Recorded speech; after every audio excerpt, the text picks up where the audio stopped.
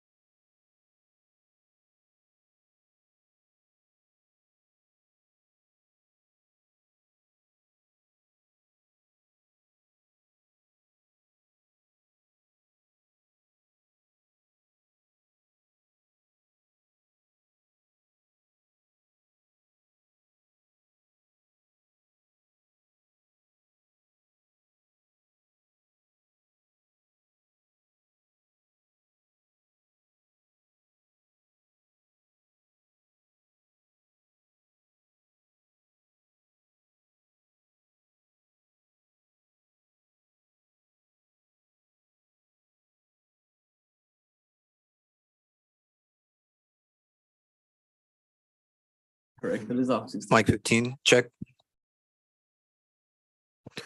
Mic 16, check. Podium mic.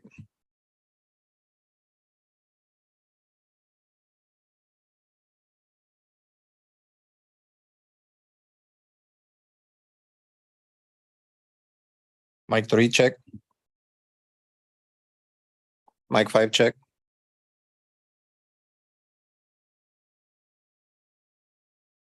Mic 6, check. Mic 7, check. Mic 8, check. Mic 10, check.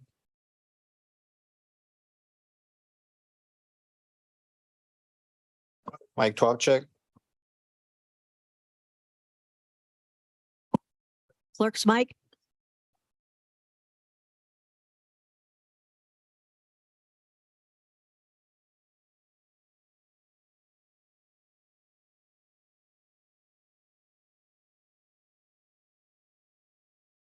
Diego's mic.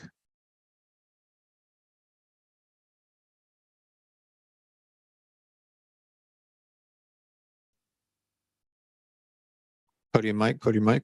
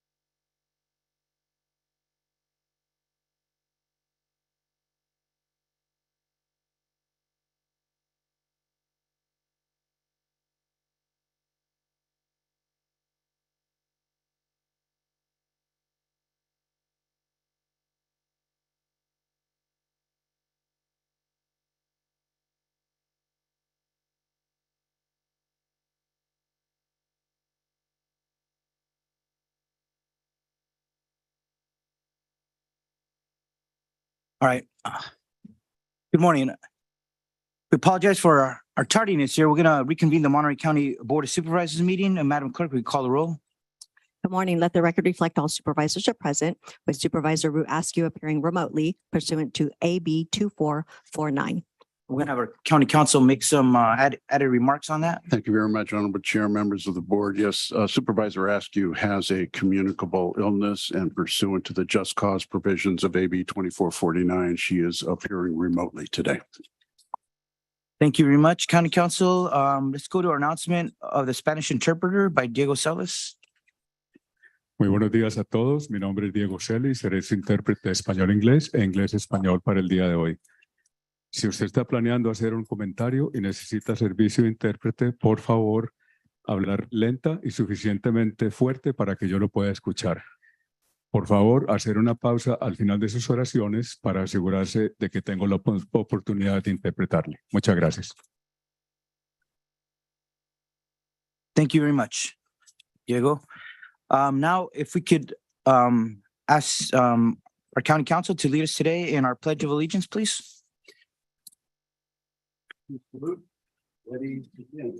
pledge allegiance to the flag of the United States of America and to the republic which stands one nation under God, indivisible, with liberty and justice for all. Thank you very much, Les Gerard. Madam Clerk, let's go to additions or corrections. There are none. Okay, today we have 3 ceremonial resolutions, items 2, 3, and 4.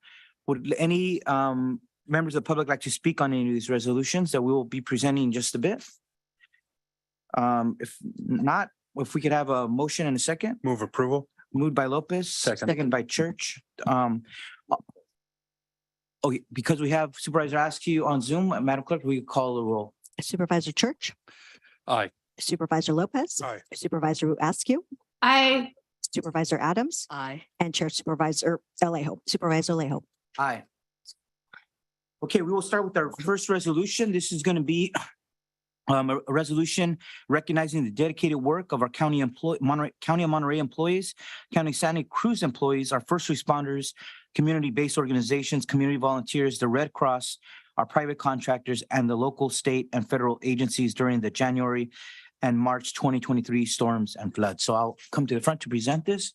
And I want to ask our CAO and Kelsey Scanlon, if she's here. Is she here? If you can come forward, please. I can present this to you. And maybe Irma Ramirez Bao or somebody from HR as well. Yeah, the mic. I'm gonna ask my staff to help me with some of these frames. Got to do that stanchion. Yeah, get just yeah.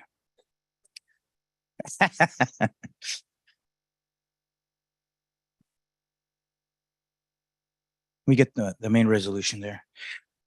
Thank you.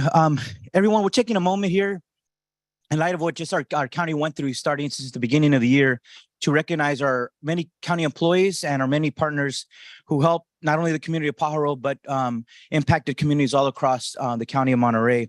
There's many people to thank here today, and we wish we could bring all our departments to give them an individual recognition. We do have a resolution to present today, but and also individual department certificates of recognition. Just let me read this resolution. This resolution reads in part, during the January and March 2023, a series of major storms and flood devastated the county of Monterey, causing hundreds of millions in damage to homes, businesses, agriculture, and public infrastructure. On March 11, 2023, just around midnight, the Pajaro levee breached, resulting in mass flooding in the community of Pajaro, causing the immediate evacuation of its residents. Thousands of people were displaced and evacuated to the Santa Cruz County Fairgrounds in Watsonville, and eventually other local emergency shelters in Salinas, Castroville, Cabrillo College in Aptos, at the Veterans Hall in Watsonville, but of which the Fairground shelter had operated for a total of 65 days. A local assistance center, a community-based resource center, and 2 disaster recovery centers at Pajaro Park and the old Watsonville City Hall have provided key resources to storm and flood victims after the March storms. Our state contractor, Emerson General Engineering Contractors, rapidly resealed the Pajaro River levee breach, working 24/7 around the clock, while county contractors such as Granite Construction and Don Chapin Construction provided key services to stabilize levees throughout the storm. Over 200 County of Monterey employees and dozens of County of Santa Cruz employees were activated to work and assist alongside multi-agencies in various capacities during these recent winter storms and atmospheric river events, including providing a wide range of critical services at our various emergency evacuation shelters. Hundreds of our local dedicated employees from first responder agencies, community-based organizations, the Red Cross, and local, state, and federal agencies from around the state and from around the nation came to provide critical assistance and services. Hundreds of other dedicated local community volunteers, nonprofits, philanthropic foundations, businesses, artists provided donations, food, financial contributions, and volunteered countless hours to assist our residents and small businesses in need. So therefore, today, the Monterey County Board of Supervisors, on behalf of all our residents, hereby commends the County of Monterey employees, the County of Santa Cruz employees, our first responders, community-based organizations, our community volunteers, the Red Cross, private contractors, and local, state, and federal agencies for their dedicated work during the January, March storms and floods. We thank you for your unyielding and dedicated public service to the people of Pajaro and other flood-impacted communities throughout Monterey County, and we express our sincere gratitude for your exemplary service during our communities, for our communities during their greatest time of need. If we give all these folks that we just recognized a big round of applause, and we can present the resolution to CAO. And we want them to say some words, and we have some other folks to recognize. I know there's various fire departments, and we'll recognize those next. And we'll pass this to our CAO to make some comments. Thank you so much for this recognition on behalf of the County of Monterey. It has been a true honor to be here with all of you. And I've got to tell you, you certainly know how to welcome a person into this county. I was faced with both of the emergencies with all of you. And perhaps one of the best things that I saw within these last few months is really the ability of our community to come together. And then also in partnership with the counties that are around us, both San Benito and also the County of Santa Cruz. So truly, it's an honor to be here and receive this on behalf of our county employees and all the work that we've done, but also for all of our partners, which I look forward to many partnerships in the future, but would appreciate not in the emergency field, maybe as a visit to all of your agencies. Thank you.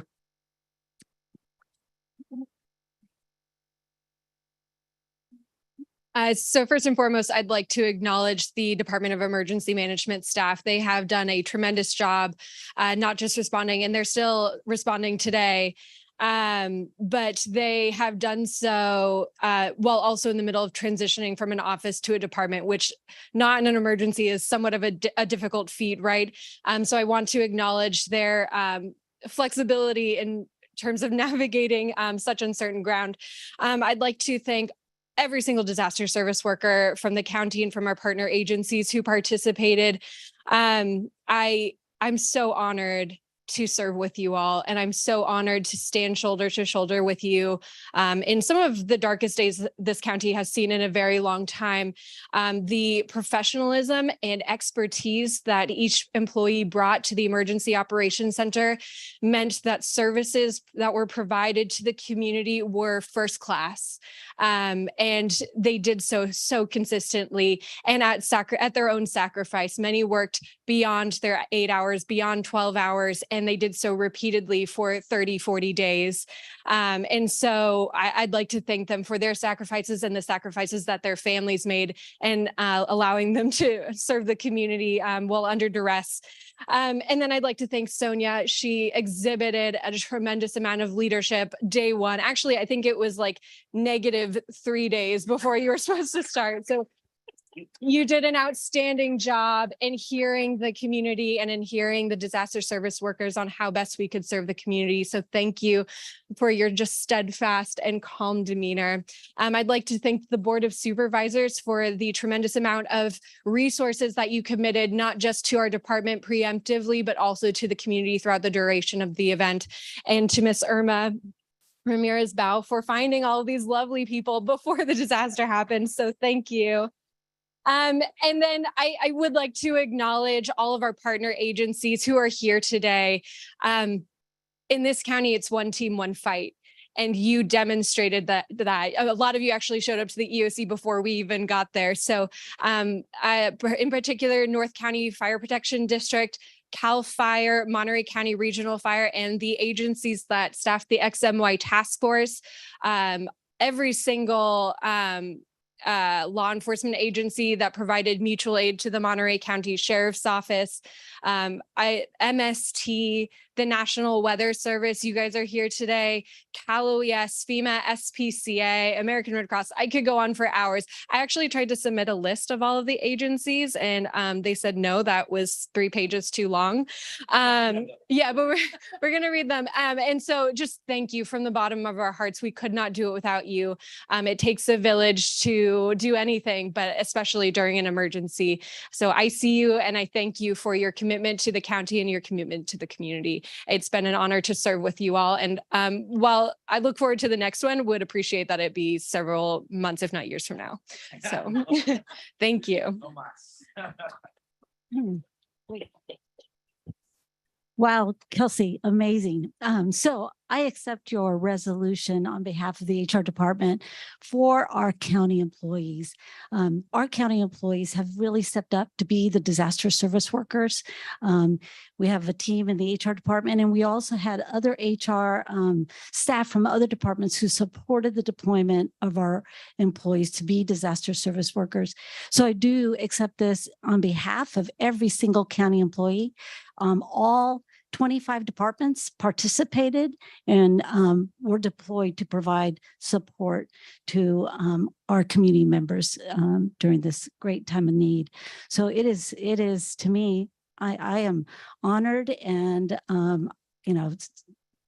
so grateful that we have such an amazing workforce and to be proud of such an great recognition. So thank you. And thank you all employees for participating as disaster service workers. Thank you. And like I said, we couldn't bring up every department head, but if there is a representative here from each department, we do have a certificate for you. And if we don't, because we had some other departments added this morning, we will get those to you. But I wanted to invite our county counsel, Les Gerard, to get his certificate for his office. Also, Randy Ishii from County Public Works as well. And we already said our Office of Emergency Service, but I'm going to go down the list here.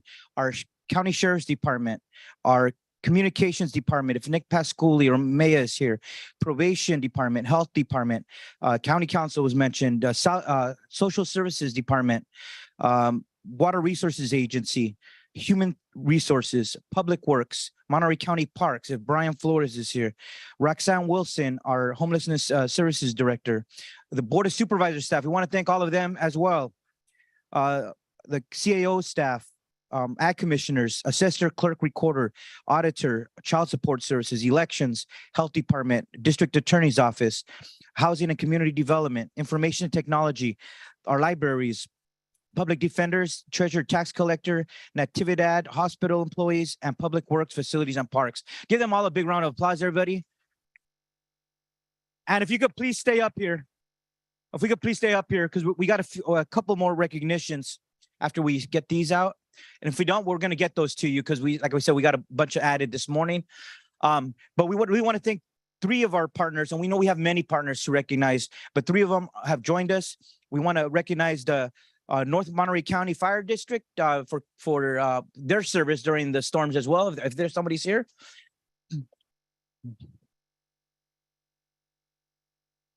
The Monterey County Regional Fire District, if you're here, please come join us. Step forward, please.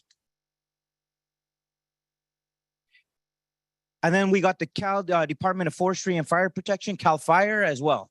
Come on forward. Yeah. And any other firefighters that are here with us, if you could join us up in the front, please. Yes, if you could just join us. We're going to take a picture here at the end, so we want you up here in front with us. And last but not least, we got a special recognition for some of our rank and file workers. These were workers who really went above beyond the call of duty at our shelters at the Santa Cruz County Fairgrounds.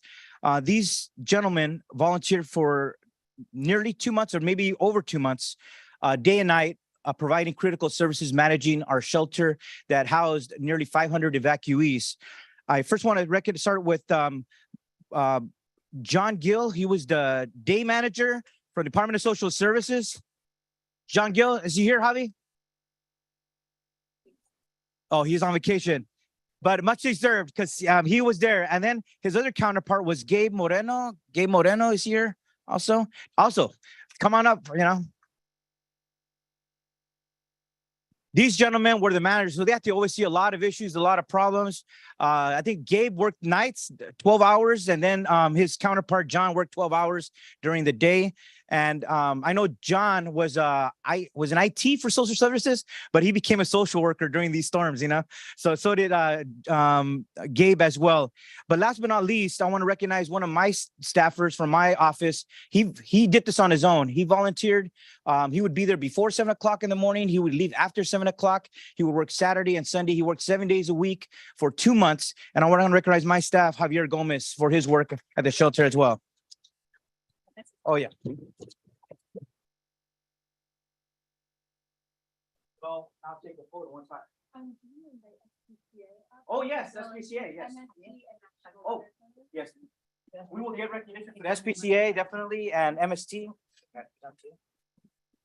National Weather Service, please join us. MST, definitely give heroes, and SPCA, we want to especially recognize, because this is something most people don't think about it during disaster. It's our other family members, our feathered or furry family members that needed care, and they came in with bilingual services and rescued over 200, maybe over 300 pets. So we really want to thank you, SPCA, and I'll make sure to get you special recognition, as well as MST and as well as National Weather Service. I know, thank you for our team for making sure we didn't forget anybody. So with that, let's give them a big round of applause, and then we'll take a photo, everybody.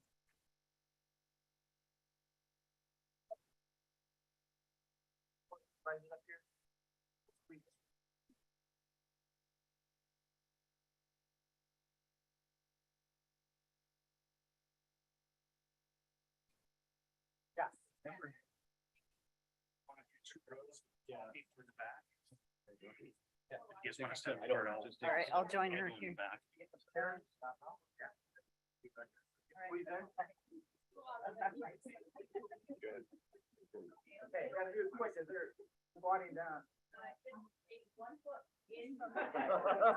Everybody turn sideways. Yeah,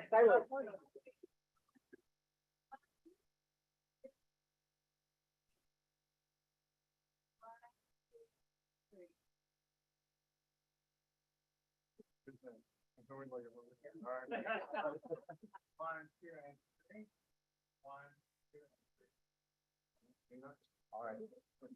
Thank you, everyone.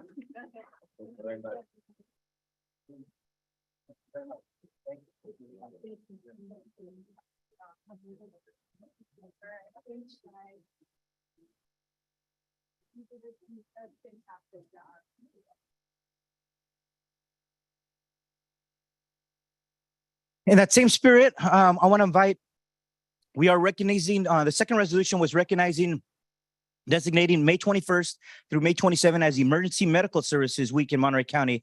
So this I'm presenting to Deborah Hopgood. Is she with us? Thank you very much.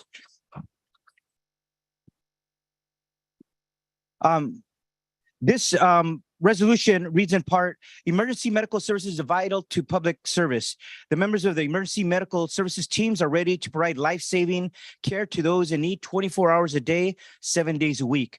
The emergency medical system consists of first responders, emergency medical technicians, paramedics, emergency medical dispatchers, firefighters, police officers, educators, administrators, pre-hospital nurses, emergency physicians, trained members of the public, and other out-of-hospital medical care providers. So this year's theme, EMS, where emergency care begins.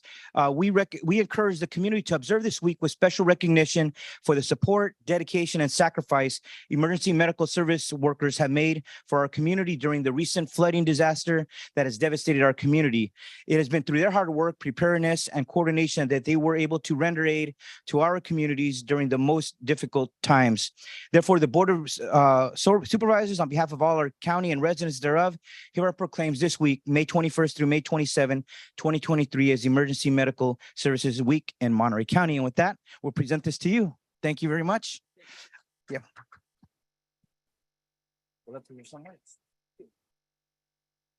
Good morning. I'd like to start by thanking all of the EMS providers throughout the county. Supervisor Alejo named off a long list of providers, and they truly are the most vital part of our EMS system.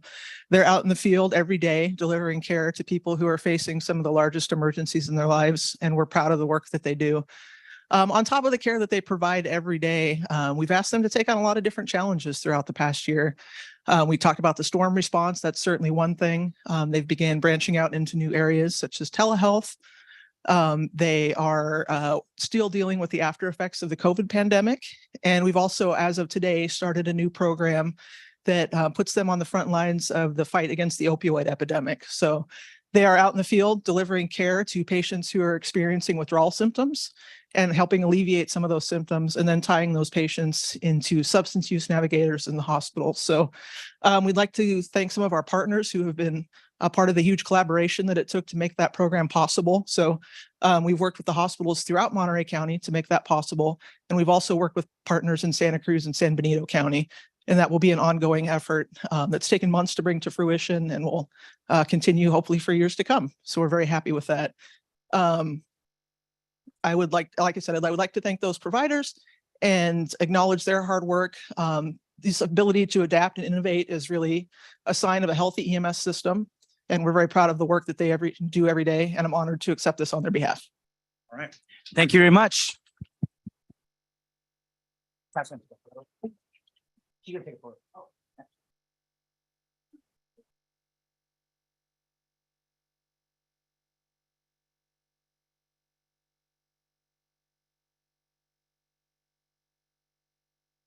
you very much. Appreciate it.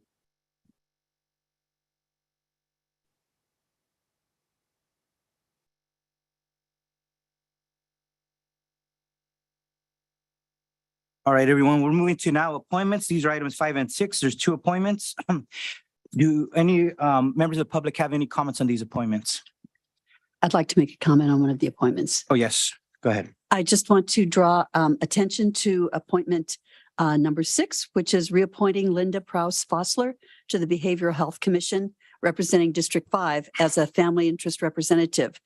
I just want to say that I have been so impressed with the work that Linda Fossler has done. I have never had a commissioner who has put her heart and soul into the work that she has approached. She is a total pleasure to work with. She's forthcoming. She keeps me up to date on issues. And it's just very impressive. I really admire someone who has that kind of passion for the commission and the work that they're doing. And I didn't just want to arbitrarily go ahead and reappoint her without drawing attention to the excellent work that she does. So thank you very much. And with that, I'll move approval of the appointments. Thank you. I'll second it, Mr. Chair. And also on Ms. Foster, just want to say, having served with her on the Behavioral Health Commission, she is an incredible commissioner who is dedicated. She has some passion and also big vision. And she's been fighting for that vision for years. So great appointment. Thank you. Great. Thank you very much. Any members of the public would like to comment on the appointments? See none, Madam Clerk, we call a roll. Supervisor Church, Yes. Supervisor Lopez, Yes. Supervisor Root Askew, Aye. Supervisor Adams, Aye. and Chair Supervisor Alejo. Aye. Thank you very much. Now we're going to item number 7. This is our consent calendar. These are items number 15 through 43 on consent. Does anyone want to comment on any of them? Supervisor Lopez. Just a request to continue 32. I have spoken with the sheriff's office about this and they are okay with that request to move this 1 week. Just to confirm, because we have not yet received confirmation from the Fair Board that they've seen it. So we want to make sure that happens before we approve. So pushing 32 a week. And then 41, just excited about a roundabout and want to ask that I get a little more information about that for Old Stage Road. Thank you. Thanks. Thank you. So just that was a comment, and we'll back to 41. 32 right now. I would want to make comment on 41 as Yes, well. go ahead, please. Sure. So yeah, I am always excited to see any kind of road work there is being done. And I know part of this is goes out into the community in Pajaro, but sometimes I think we can do a better job of reaching out and getting what the community wants. Just some of the projects there with shrinking the road down from 4 to 2 has brought a little concern into the community, and also the addition of the bike lanes, which some people in the community have raised. Like, this is really what we need when we really need, cars just to get through better.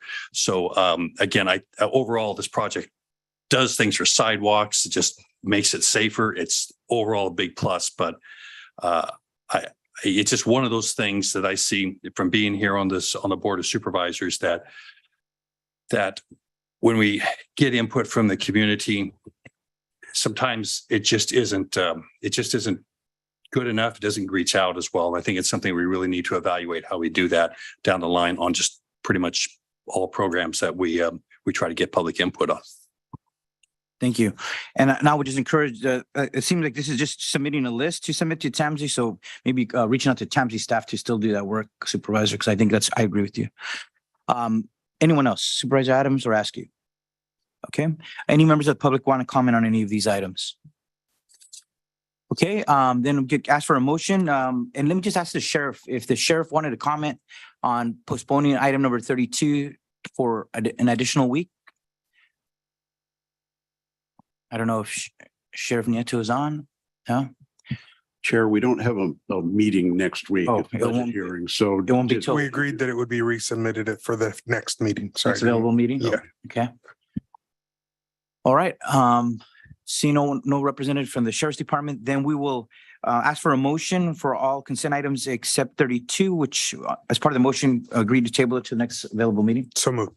Okay. Second. By Church. Moved by Lopez, second by Church. We'll ask, call for the roll, Madam Chair. Supervisor Church. Aye. Supervisor Lopez. Aye. Supervisor Wu Askew. Aye. Supervisor Adams. Aye. And Chair Supervisor Alejo. Aye. Motion carries unanimously. Let's go to item number 8. This is for general public comments. This is the time for the public to comment on any items not on today's agenda, and we'll give you up to 2 minutes. Thank you, everybody, for joining us today. Those who have to leave. Yes, and just come to the mic. Yeah, and we'll recognize you for 2 minutes. Hi, my name is James Linder, and I'm here in the capacity. I'm hoping this is the appropriate time for me to be addressing you supervisors, but I'm representing Arroyo Seco Resorts, which is at the top of Arroyo Seco Road, past the slide and the 2 road closures, and we're a community there that's mixed with permanent residents and in addition to that, seasonal residents. And we have a total of 62 residents in our area, and that is not that's only confined to the Arroyo Seco Resorts area, which is adjacent to the Cal Fire and also the campgrounds at Arroyo Seco, the government camp. Now, there was some significant damage done to the roadways between Carmel Valley Road and the government camp. The government camp's closed. I just wanted to bring it, and Chris here has, or Mr. Lopez, excuse me, has been very attentive and responsive to anybody. I haven't had personal contact with him. I'm just here as a concerned citizen today. And I'm a former president and I'm on the board of directors with the Arroyo Seco Resort. I just wanted to bring it to everybody's attention that we're up there. There's several communities. There's Jorgensen Flats, there's 7L, plus individual Albatoni Estates. And we don't have any garbage service. We don't have any mail delivery.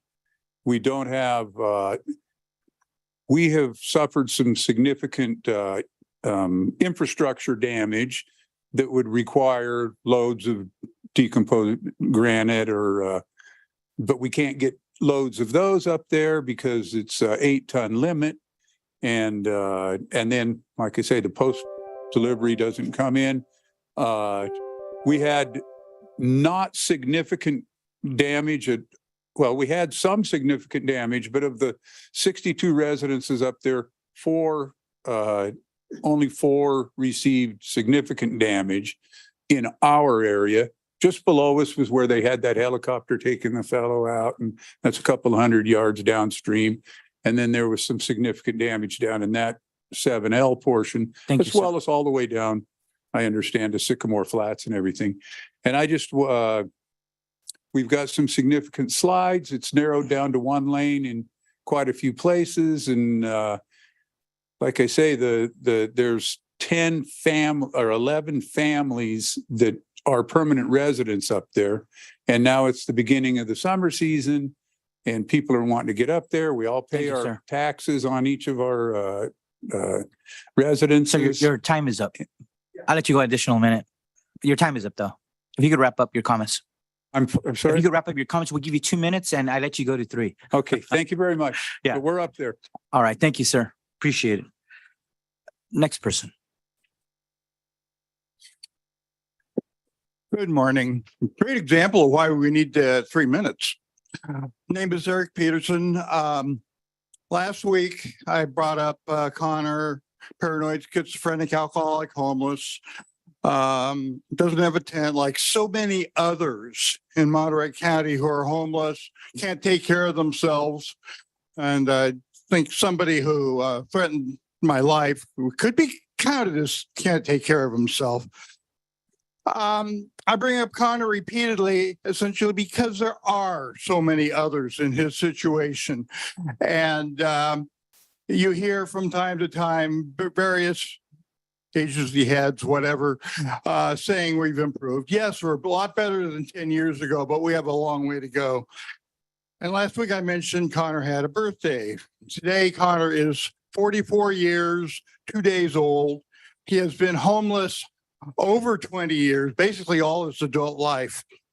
Now, I don't know if Connor had a birthday cake on his birthday. I kind of doubt it. If I'd been able to bring you some, I would have, but as I say, I don't know. But on Connor's behalf, I brought you some cookies. And just when you were, in case you're wondering, I left the price on so you know these aren't over any gift limits. And when you eat them, please think of the homeless and how they need a lot more than cookies. Thank you. Thank you very much. Thank you for the cookies. Anyone else?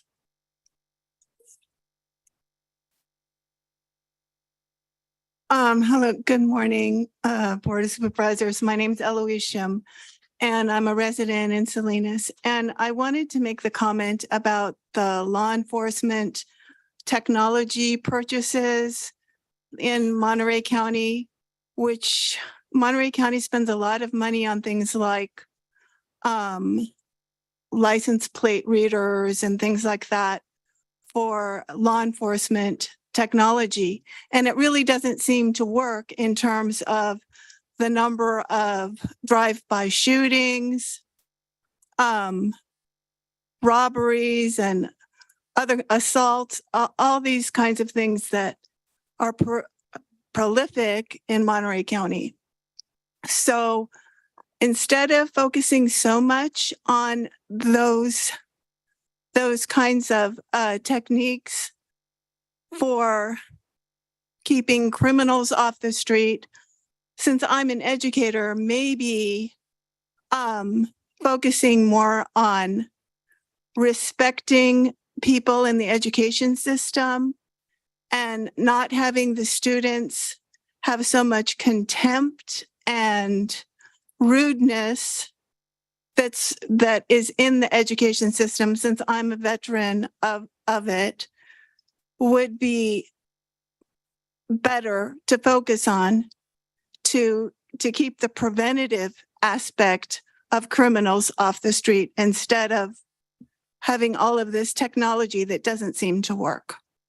Thank you. Thank you very much. Next person. Thank you for joining us, sir.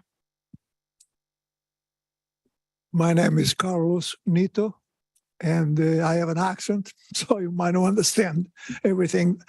Only thing I want to say is I want to know why the administration of the sheriffs is stopping me at every cost to have a meeting with the sheriff, new elected. And if you have an answer for that, I think it is my right as a citizen, taxpayers, $1.2 million since 1972. I am stopped by corruption inside the sheriff department. And I have a lot of stuff that I want to tell her that I witnessed and I was hanged. And right now they're following me around to arrest me. So one of these days I end up in jail because they're provoking that situation. And I'm not able, that's the reason, if I have everything to tell her how this is approaching and how they're behaving themselves. So I need to have a meeting with her. And his name is going to be revealed to her. I cannot do it in public. I want to do it this on a diplomatic way. Somebody have to approach this in a manner that it is, approachable and professional. And I'm not receiving this from them. 4 times I went there, pretty much I was told to get the hell out of there. That's pretty much, if you guys can come over, let me know how this can be approached. I would appreciate. Thank you. Thank you very much. I would suggest emailing the sheriff if you can get a meeting arranged with the sheriff. Yes, sir, please, please come forward.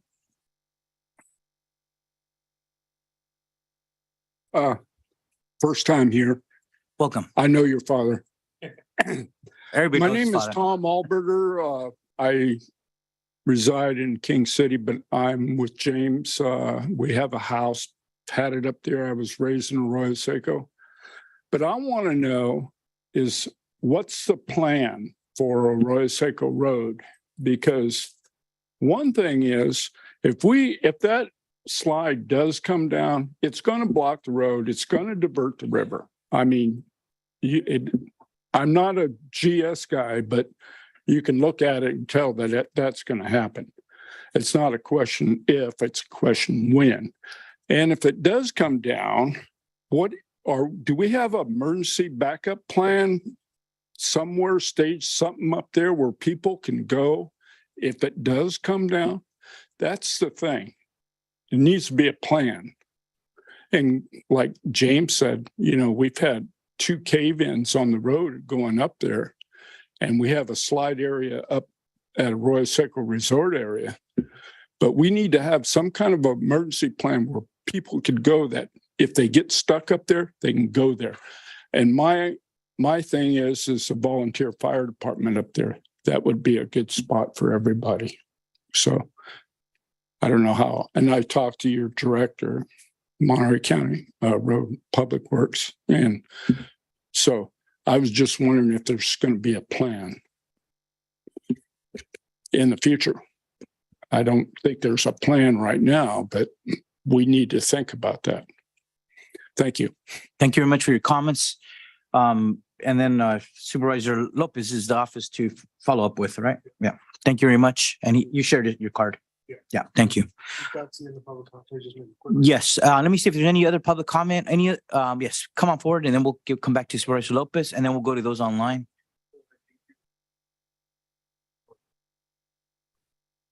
Some of that this year, is it supposed to be here or? Oh. Yeah, does somebody want? Somebody left their paperwork on front? Yeah, I know. You could just leave it she down doesn't beside. want it? Okay. Yeah. Okay. Okay. Hi, my name is John Brady. A person I knew choked on a piece of steak. I noticed there wasn't any warning on the labels. The person died. Over 4,000 people die every year from choking, and over 140 children die every year from choking in the United States. I don't know how widespread this could be. There should be some mandatory laws on all meat packages, menus for restaurants, fast foods. In the United States and other countries, that deal with the United States. I almost choked on a piece of meat a few times. I'm sure we all have. It's scary and affects everyone. I myself saved a life, and I know it's a good feeling. Housewives could tell their children the label might warn the mother. Along with this, there could be CPR classes in schools and other places too. Okay, that's all I have to say. Thank you. Thank you very much for your comments, sir. Anyone else in chambers who would like to speak? I'm not seeing anybody. Let's go to those online. No one? Okay, then we will end public comment and we'll go with last My final residents comments. have left and I'll go ahead and reach out to them. Okay. One-on-one. Thank you. All right, perfect. Okay, Seeing no one else, then we'll close public comments. We have one scheduled item for the morning agenda. That is item number 9. But we have one also agenda for the Board of Supervisors, Monterey County Water Resource Agency. But let's go to number 9. This is to receive a report and oral presentation on the Mental Health Services Act, fund balance, otherwise known as MHSA. And we have Fabricio Chambo, Finance Manager 2, Catherine Deckard, Bureau Chief, and John Drake, Assistant Bureau Chief of the Behavioral Health Bureau. Thank you all for joining us. Thank you so much. Am I on here? Good afternoon, Chair Alejo, and actually it's still morning. Good morning still, Chair Alejo, members of the board, council, and administrative officer. Very happy to give you this presentation and build up a little bit more information about where we stand right now with our Mental Health Services Act. I wanted to give a little bit of an overview so we can increase understanding of what it can be used for, how we are using it, and where we are headed. And so with that, I'm going to go ahead and get started. Just a little bit about Mental Health Services Act history. This is based on Prop 63. It was approved by voters in 2004. It's funded by a 1% tax on personal income greater than $1 million. We get a monthly allocation to counties based on formulas. The formulas are based on population, some other factors, poverty, et cetera.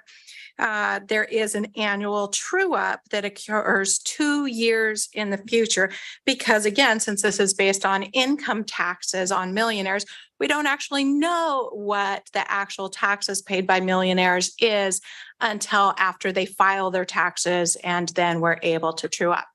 The way it's structured, though, is that as people pay their estimated taxes every month, we get a portion of that estimated tax payment. And then when people actually do file their taxes and we do that true up, the amount of money that we get can either go up or down. And we've experienced both. Counties must submit and approve 3-year plans describing how our funds will be expended as well as part of this. And we are currently wrapping up our newest 3-year planning cycle, and we'll be coming back to the Board of Supervisors soon with our new 3-year plan based on that community input. Next slide, please.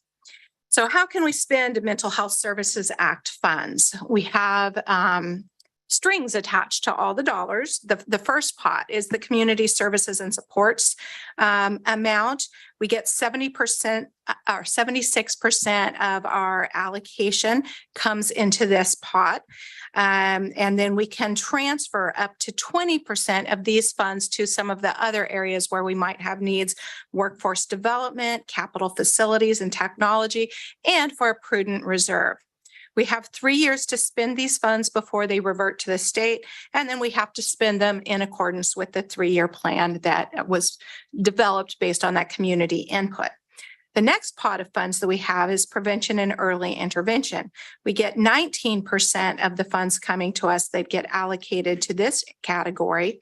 We have 3 years to spend these funds before they're reverted to the state. And again, we must spend these in accordance with the 3-year plan based on that stakeholder input. The last pot of funds and the smallest pot of funds that we get is 5% that is, it goes into innovation. We have 3 years to encumber these funds with the project and the life of the project. We have the full life of the proposed project to be able to spend the funds before they revert to the state. Again, these have to be done in accordance with a 3-year planning cycle and the 3-year plan. I'm going to go into each of these a little bit more. And so starting with prevention and early intervention, these are programs that are designed to prevent mental illnesses from becoming severe and disabling. We must include at least one program focused on prevention, early intervention, stigma and discrimination reduction, recognizing early signs of mental illness, and promoting greater access and linkage to treatment. And clearly those are all very important to our communities. Another factor for the prevention and early intervention funds is that 51% of these funds needs to be allocated to serving individuals 25 years of age or younger. So 0 to 25 age group. The next pot of funds is our community services and supports. This is our largest pot of funds, and these are funds to serve individuals with severe mental illness and their families. These services must be community-based, recovery-oriented, culturally competent, and voluntary. 50% of our community services and funds also must be allocated to full service partnerships. Service partnerships might also be considered as a wraparound program. So it's a bit of a whatever it takes model. Our next pot of funds is innovation. Innovation has to be for novel, creative, and ingenious projects. We cannot implement an evidence-based practice as an innovation project because an evidence-based project is already, the evidence exists. So innovation is about learning something new, and it's about trying creative ideas to see if we can come up with something that might become an evidence-based practice in the future. So it is designed to contribute learning about effective approaches to providing mental health services. It can only be funded on a one-time basis through innovation funds and is time limited. I believe that the longest that we have for any innovation project is 5 years. And then some of the things that we do find, though, as we do our innovation projects, we find core components of them that are, and then we look for an ability to sustain those core learnings that are really making a difference to our community. And so sometimes we might be able to find a way to continue to fund something under community services and supports after an innovation period is over. Sometimes we might be able to find a way to sustain it under prevention and early intervention.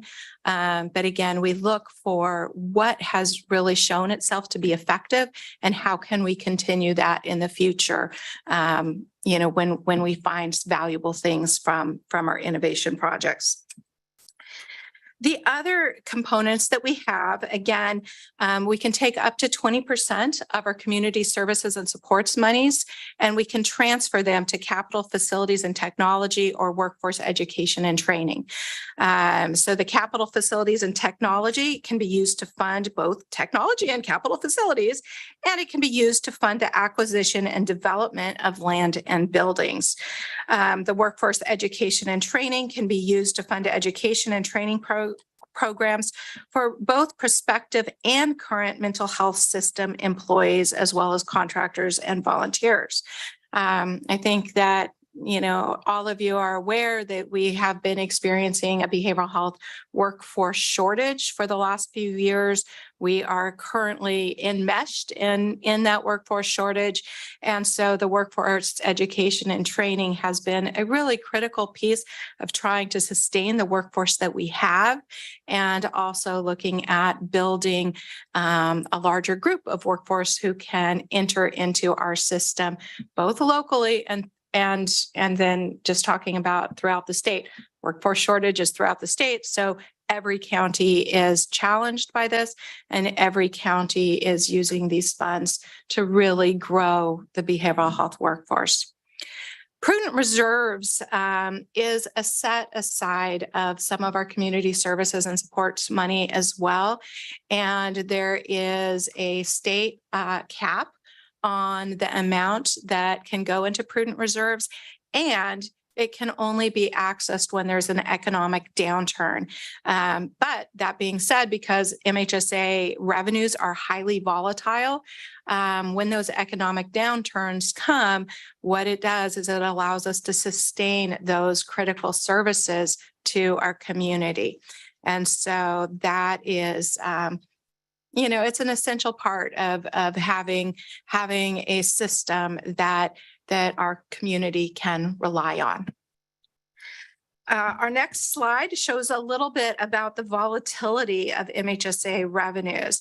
I mean, so you can see here that, that there's been kind of gradual growth and up and down and up and down. And then you see one major outlier year, which is fiscal year 23-24 estimated, which bumps way up and then comes back down.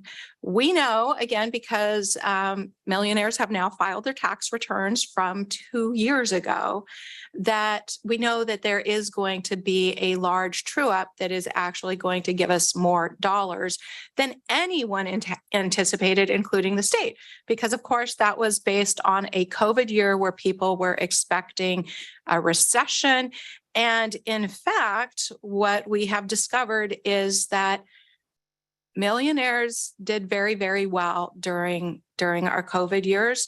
And so this is indicative of those millionaires doing very well in the state of California and having a large amount of income taxes that they paid, which is giving us this kind of like one-time boost for this upcoming year.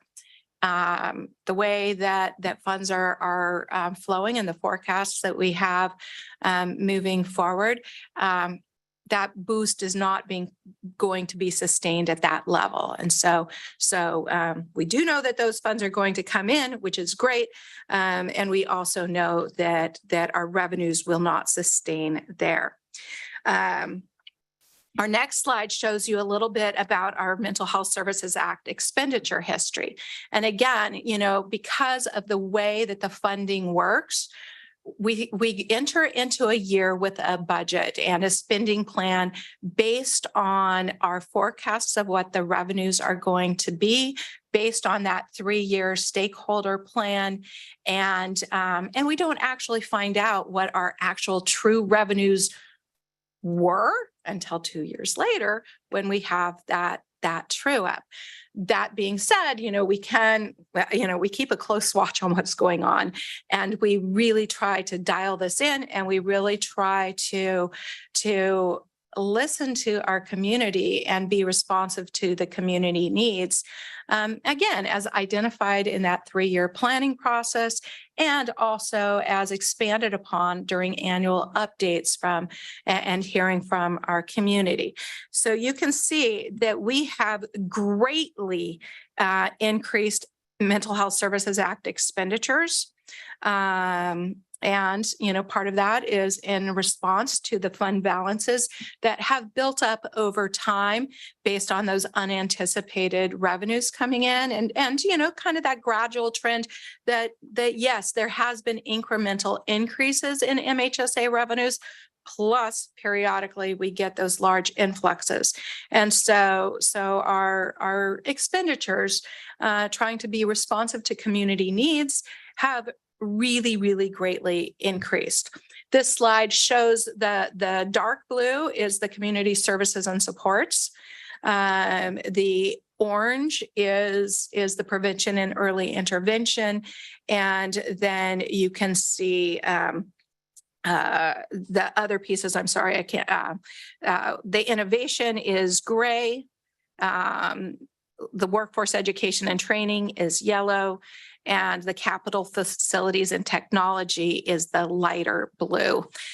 And there's going to be more variation with the capital facilities and technology based on projects that we have going on.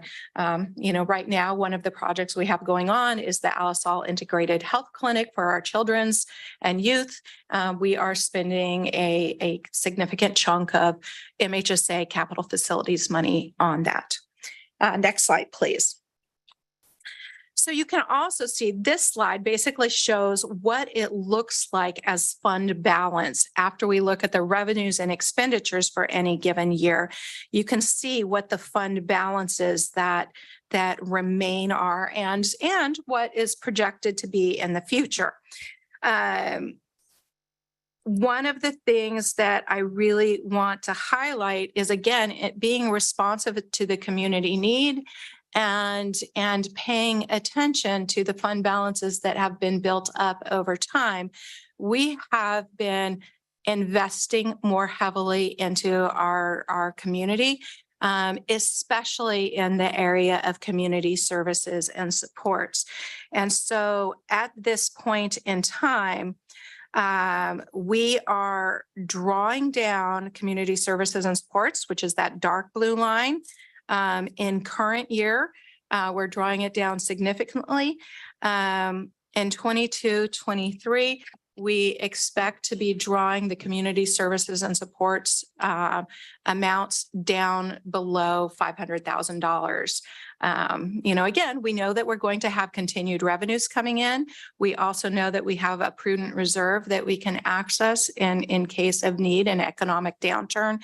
And so we also know that this is a really instrumental year coming up. CalAIM payment reform is occurring. That's changing how we are funded and we earn our federal revenues coming in. And so there's going to be lots of learning in this coming year. And what we hope is that we find a lot more stability and sustainability of our funding moving forward. One other piece that I want to highlight on this is our forecasts out into the future here do not take into account the governor's proposed ballot initiative that greatly affects Mental Health Services Act and would effectively take about 30% of the revenues and redirect them in some way towards homelessness and homeless issues. We're not certain exactly what that's going to look like right now.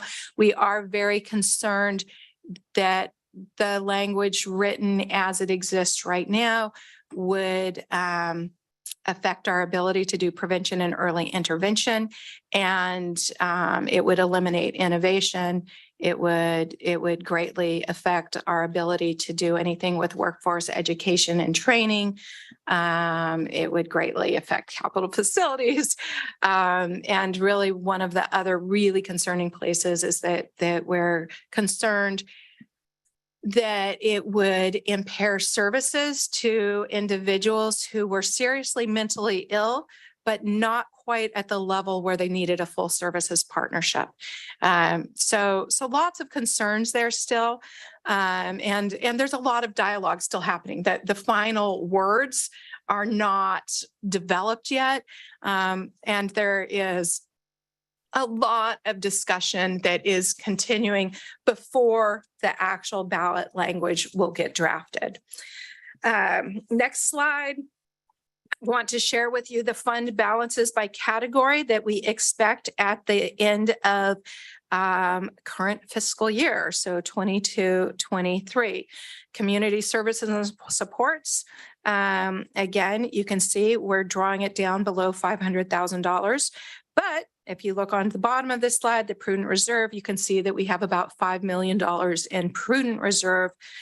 Again, we are not able to access those funds unless the state enters into a recession. But knowing that that is there is a significant factor for the sustainability of our services and programs. Prevention and early intervention, we do have about $8 million still as balance here. Last year, we did an RFP to solicit ideas about what is needed in our community for prevention and early intervention. We are also currently looking at extending.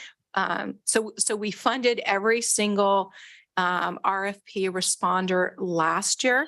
We're currently investigating and evaluating several new programs as part of our new 3-year planning cycle. Again, we still have to fit every prevention and early intervention program that we do into what has been included in a 3-year plan.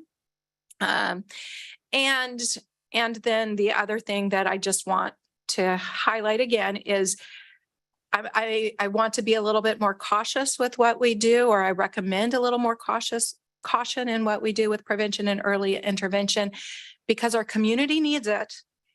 And there is a lot of risk to these funds with the current ballot initiative for Mental Health Services Act changes.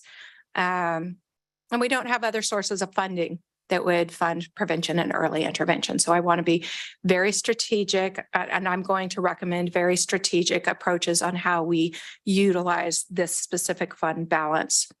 Innovation, we have $7.5 million basically. On Thursday, we are going to the Mental Health Services Oversight and Accountability Commission to request approval of our Rainbow Connections project. We also have another project that is currently being considered for trauma healing and wellness. We have to get approval from the Oversight and Accountability Commission before we are allowed to spend $1 on any innovation project. So those are moving forward. We will have about $1.7 million left in our workforce education and training bucket.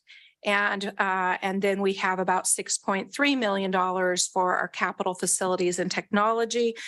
We are looking at some new projects. We are looking at a couple of things. One is looking at some renovations for Pearl Street leased facility where we are looking at doing a lot of access work and reaching into one of our underserved areas of the community. We are also looking at a project about renovating the old jail and turning it into a mental health rehabilitation center. And we are starting to— And let's be clear, that's not at this old jail, it's at the sheriff, next to the sheriff's station. Yeah. We have the old one, which is across the street. To explore that too. Yes, the one that the sheriff has recently stepped away from as they've moved into their new facility. And then we are starting to explore the idea of building a behavioral health integrated campus, again, with the hope that it would be still on the kind of like larger Natividad campus and really, again, be able to meet the community's needs a little bit better by having that site. We'll be also looking at how can we use this to support some bridge housing. And then also we still have some funding going to support the Alice All integrated building, which is still in construction, although we're hoping to get that wrapped up soon. And so that building to serve our children and youth population. And so combined total of all of these things, and again, realizing that we can't move funds from bucket to bucket easily. The only place where we really can move funds is that 20% of community services and supports. And the economic downturn, if we enter into an economic downturn, we would be able to move prudent reserves into community services and supports. So we have to keep our spending within the buckets that are identified, but these are the fund balance for a combined total of 29 million that we expect at the end of 22-23. And with that, could I answer any questions? All right, let's open it up to questions. Start with Supervisor Adams. Thank you. No, thank you so much for your presentation. It was eye-opening, but encouraging in many ways. And I did have a few questions that I wanted to ask. I know I'm not the only person in this room that truly believes that so many of the problems that we have, like homelessness, like people in jail, stem from mental illness. And I really very much appreciate the approach that you and the volunteer commissioners and others have as far as really attacking it at the root, going to the root cause rather than putting Band-Aids on something. With that thought in mind, going to the governor's comments about taking the proposition, taking funding from mental health and putting it into housing. It's like a chicken and egg situation. And I'm sorry that he's doing that. But I am curious whether or not you feel that there has been a lack of progress from the mental health community toward work that would keep people from being homeless or any connection with housing in that way. So a couple of things. I mean, I'm going to say, and if you research what's going on in different states, that the housing crisis is because there's a lack of affordable housing. So you can see people who are in, and I can't remember which state right now, but they are able to house people. Housing is much more affordable in their state. People are able to be sheltered, and the reality is they're not experiencing the same challenges that we have because as our affordability is restricted, it kind of pushes people out further onto the streets. And then, their life is maybe a lot more chaotic. They don't have a secure foundation. And so any stressors that they have are going to be exacerbated, and it can lead towards, more mental health issues or more substance use issues. So I think that a lot of our challenges with mental health and substance use, when it pertains to homelessness, is because there isn't the affordable housing opportunity. The other piece that I just really want to share about that, behavioral health, we are not housing developers. We're not city planners. We don't work in zoning. We don't work in construction. That is not our expertise. Our expertise is in providing services to help keep people stable once they are housed. So find us a building, find us a place that people can afford to live. And absolutely, we can wrap services around individuals to try to help them maintain and grow and really thrive to the best of their ability. So services is what our skill is and our expertise.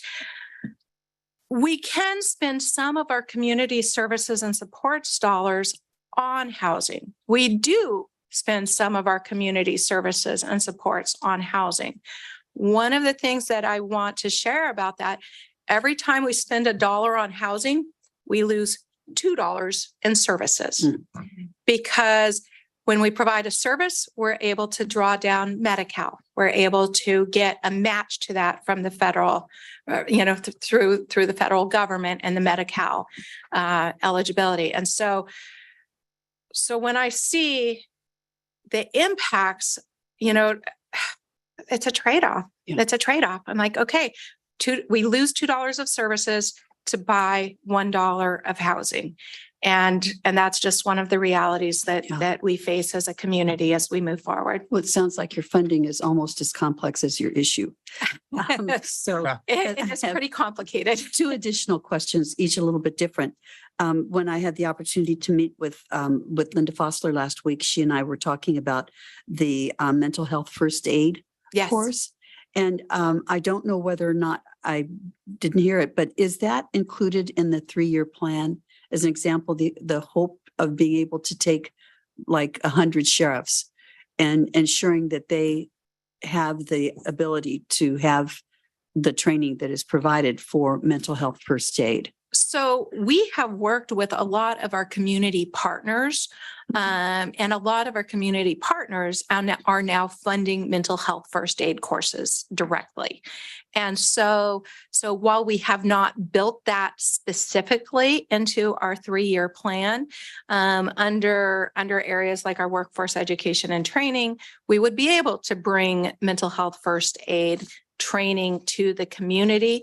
Again, though, we have been working with our school systems. We work with other organizations, and they currently have been providing a lot of mental health first aid training.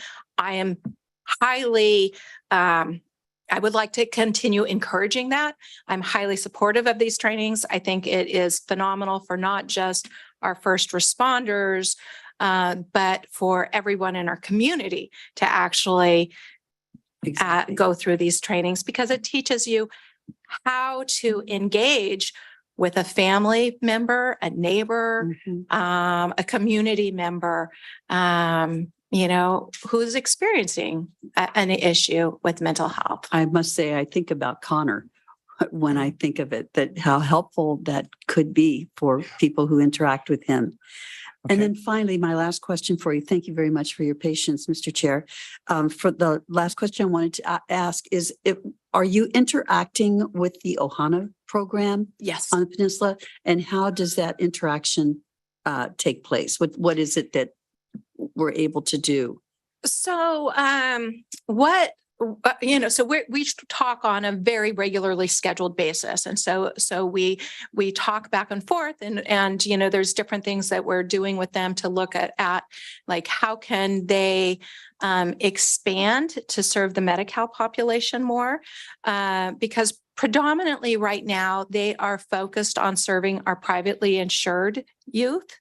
And so we are engaging in conversations with them about, what could be done so that they can also serve the Medi-Cal population and our Medi-Cal youth. We do a lot of care coordination with them. So, not just kind of leadership talking with leadership on a monthly basis, but staff talking with staff about, individuals who are presenting there and how can we coordinate the care better and how do we deal with some of the thorny issues there. So there is a lot of communication going back and forth. My hope is that over time, Ohana does start serving more of our Medi-Cal population. Right now, again, their main focus has been the privately insured population, and behavioral health, by definition, our main target population is the Medi-Cal population. Thank you so much for your work and for your great responses. Great. We'll go to Supervisor Church and Supervisor Askew.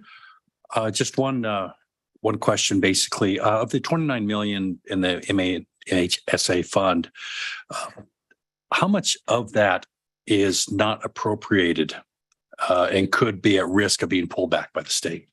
So at this point in time, so appropriations, so it depends. So with our 3-year plan, which is still going forward, we are assuming that is going to be approved, and we are negotiating contracts right now, which will also come to the Board of Supervisors to be approved. So that spending plan to be in alignment with our budget and that 3-year plan are all coming to the Board of Supervisors for approval.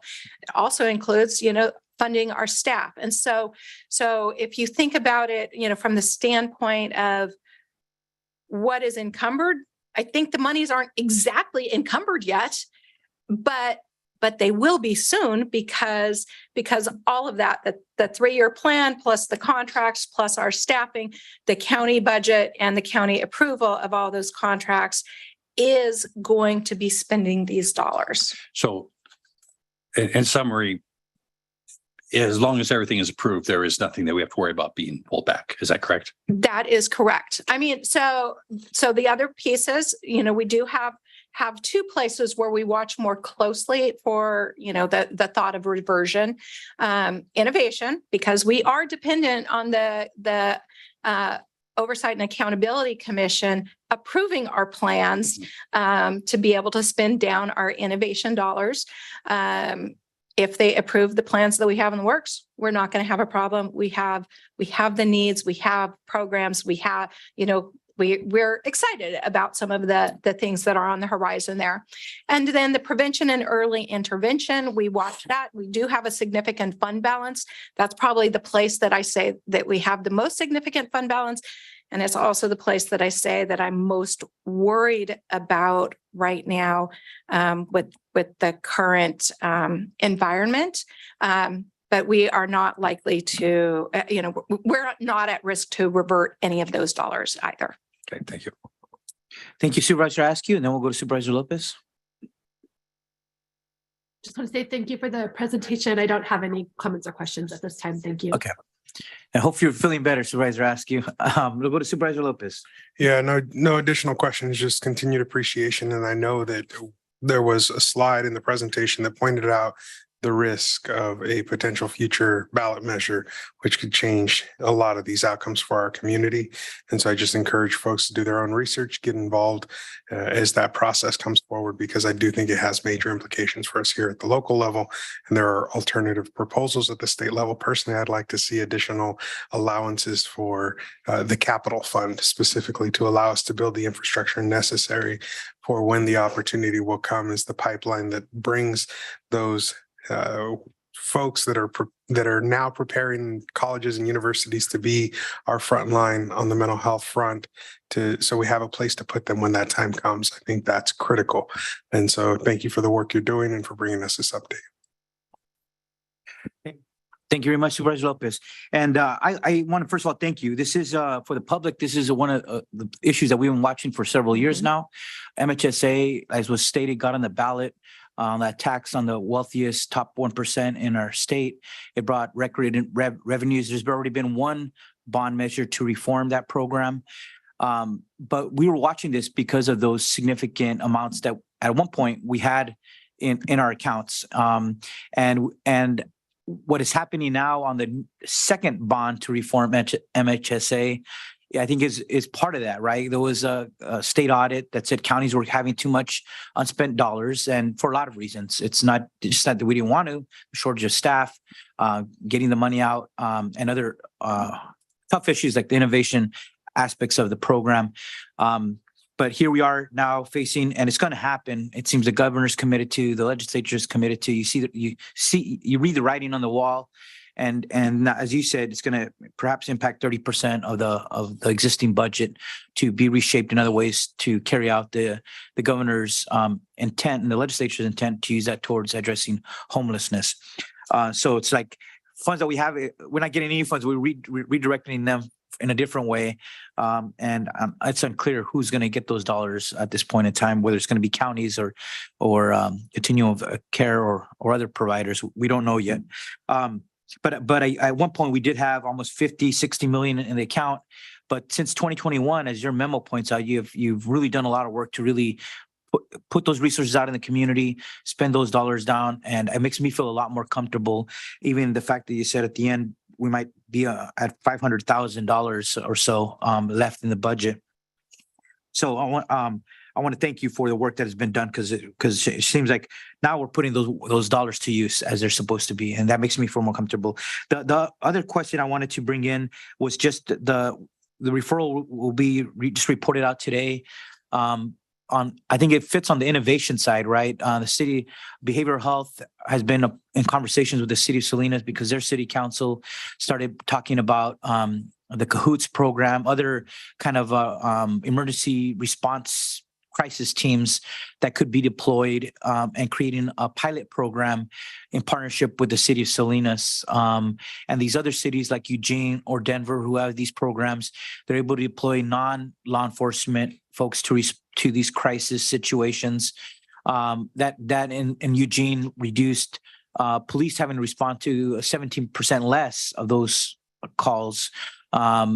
And they were dealt kind of in a different way. And so as of last summer, also the team had been in conversations. I don't know, has there been any progress on that, working with the city of Salinas? Because that kind of fits in this unused innovation program, and whether something like that where the county could potentially partner with any funds the Salinas City Council may be put forward. Yes, let me respond to that. I mean, so first of all, we would not be able to use innovation funds for that because it's an evidence-based practice, right? So it's not about learning something new. It's not something, but I mean, it's definitely, a great program. We have been in conversation with City of Salinas and actually with some of our other cities as well, because one of the things that's really exciting right now is that there is a new Medi-Cal benefit that is going to be rolling out. It's under development right now, where we will have a Medi-Cal benefit for mobile crisis that will be non-law enforcement. It will be, we're still working with the state to see exactly who will be authorized. It has to be a 24/7 benefit. And it will be a 2-person non-law enforcement response team that would be going out. So we are in the process of working both at the state level with the county directors, working with the state to kind of develop all the nuances of this, including the funding, including the makeup of the team. And then the hope is that this fall, we're actually able to get that going. One of the other things that's very exciting about this is for the Medi-Cal population, again, Medi-Cal population, we will be 100% funded for whatever the rate is on that. So we won't have to pay local dollars for the Medi-Cal population. The privately insured or the indigent population that doesn't have Medi-Cal, we would have to come up with local funds to cover because we won't be able to get the dollars back on those areas. So again, we have to do some forecasting. We'll have to get some creative with some of the financing. I fully expect to be coming to you this fall to be asking for authorization to implement this new benefit here in Monterey. Perfect. That's exciting news. Not having to look at these other models, but the state's on the forefront, and our behavioral health departments throughout the state are working on something like this. I just wanted to put for the record, it was interesting to see the police chief of Salinas recognizing the need for another model and being supportive of exploring this with the county and the city. City manager really stressed the need to work with behavioral health to make something like this work, obviously because of the expertise that exists in your office with all your team. And I thank you for being on top of that. I look forward to I just want to bring that referral into the conversation. But if there's other ways to do it, we just want to make sure we could perhaps be willing to try something innovative such as this. Thank you. And I think lastly, I would just say just good news on the. I think I already mentioned it was just on no risk of reversion, as Supervisor Church pointed out. We're making good progress there. And so that's all I wanted to mention here. Let's go to the members of the public. Would they like to mention any items? Speak for a couple of minutes on this item.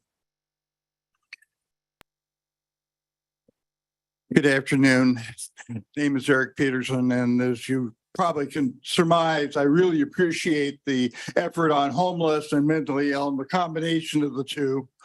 And Super Adams, for your comment on Connor, because when he's on medication, he's a totally different person. He's a sharp guy. And when he's the way he usually is, he really doesn't know what he's doing because the voices tell him what to do. But the real hot button you hit for me, though, was on your financing, because I'm retired from Internal Revenue Service. And when you started making comments about reported income, that's going to take a big culture change in IRS, because that kind of case is difficult and managers don't like people working cases where there's a lot of money involved. And so a lot of people get away with a lot of money. Just two quick examples is one is the highest percentage of audits is earned income credit. Go figure how many millions of dollars that collects, because you spend more money to find out they can't pay it anyway. And the other, the personal experience, one of my last cases, I had a couple who made over $17,000 a month, and I was told to close it as hardship. I'd like to make that much money a month. But I really appreciate this. Sounds like a major step forward. Thank you. Thank you. Anyone else? Yes, please. Yes, on her report. We're on this item. Yes. Everything that I said about the sheriffs and why comes to what she said here. And I am an expert on that. And I can tell you why I am an expert. Whatever she said, it is correct. Just has one thing there: manipulation of facts. it is everything that she said is correct. Pay attention, but it is a manipulation. How I know? Those millions that I don't have nothing today. And I end up there. You talk with those people that they call problems that they had, or disability or behavioral. You ask them what they prefer in life, a house and a job. That's it. And the behavioral will change. It's come from poverty. I have people coming out of prison through the parole officer. I learn a lot from them. Now I am one of them. I never thought that would happen, but I am one of them. But I choose to speak up, even so, as I said, I'm followed by those people actually that do the problem on a county. And I've been in a lot of counties in different states with a business. And when I got here, I saw the most corrupted county that I find in Sir, our country. you have to speak to this presentation. Yeah, well, that's the same that's going to come to this in the issue over here. What I'm trying to emphasize is it is a lot of facts, and what you said is correct, but it's very I want to know how much money I'm going to pay for the stuff, and a lot of waste of money. I'm a number guy. I come from $200 to $10 million a year. I want to know where that money goes for the stuff and misused. Thank you, That's sir. pretty much it. Appreciate it. Thank you. Anyone else? Anyone else online?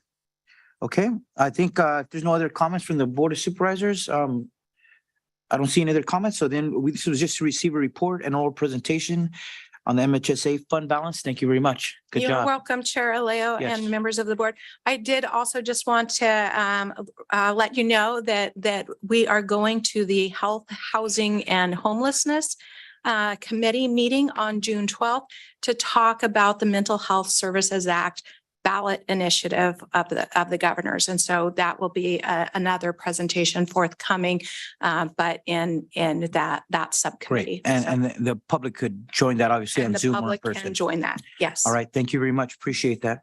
Thank you. Okay, that is our last item on the regular Board of Supervisors agenda. So we'll recess for lunch, but we will go in and pick up very quickly. Call to order the Board of Supervisors of the Monterey County Water Resources Agency meeting. Good afternoon. Let the record reflect all supervisors are present, with Supervisor Wu Askew appearing remotely pursuant to AB 2449. Any additions or corrections? There are none. Any general public comments on this particular agenda? There's nobody in person, nobody online. We only have one item. It's on consent. Consider the adoption of a resolution just authorizing entering into a funding agreement with Cal Department of Water Resources for Nacimiento Dam maintenance projects and authorizing the designating the agency general manager to accept and execute the funding agreement. Any questions on this item? Is there a first or second? Move. Moved by Lopez, seconded by Church. Any public comments on this item? Don't see anybody in chambers, nobody online. Madam Clerk, call the roll, please. Yes, Supervisor Church, Aye. Supervisor Lopez. Aye. Supervisor Wu Askew, Aye. Supervisor Adams, and Chair Supervisor Alejo. Aye. Motion carries unanimously, 5-0. We will break for lunch. See you back at 1:30. Thank you.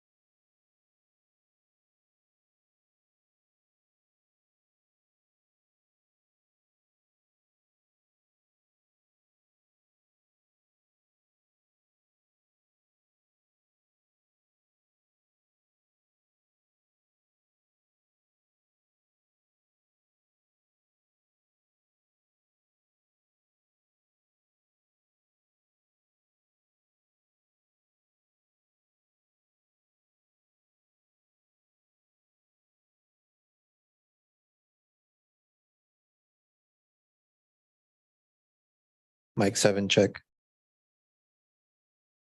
Mic 8 check. Mic 10 check.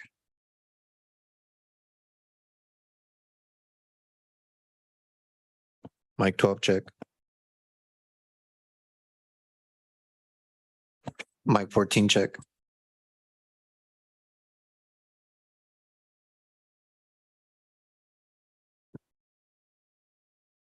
Wireless mic check. Yeah, there's only one. Yeah, no problem.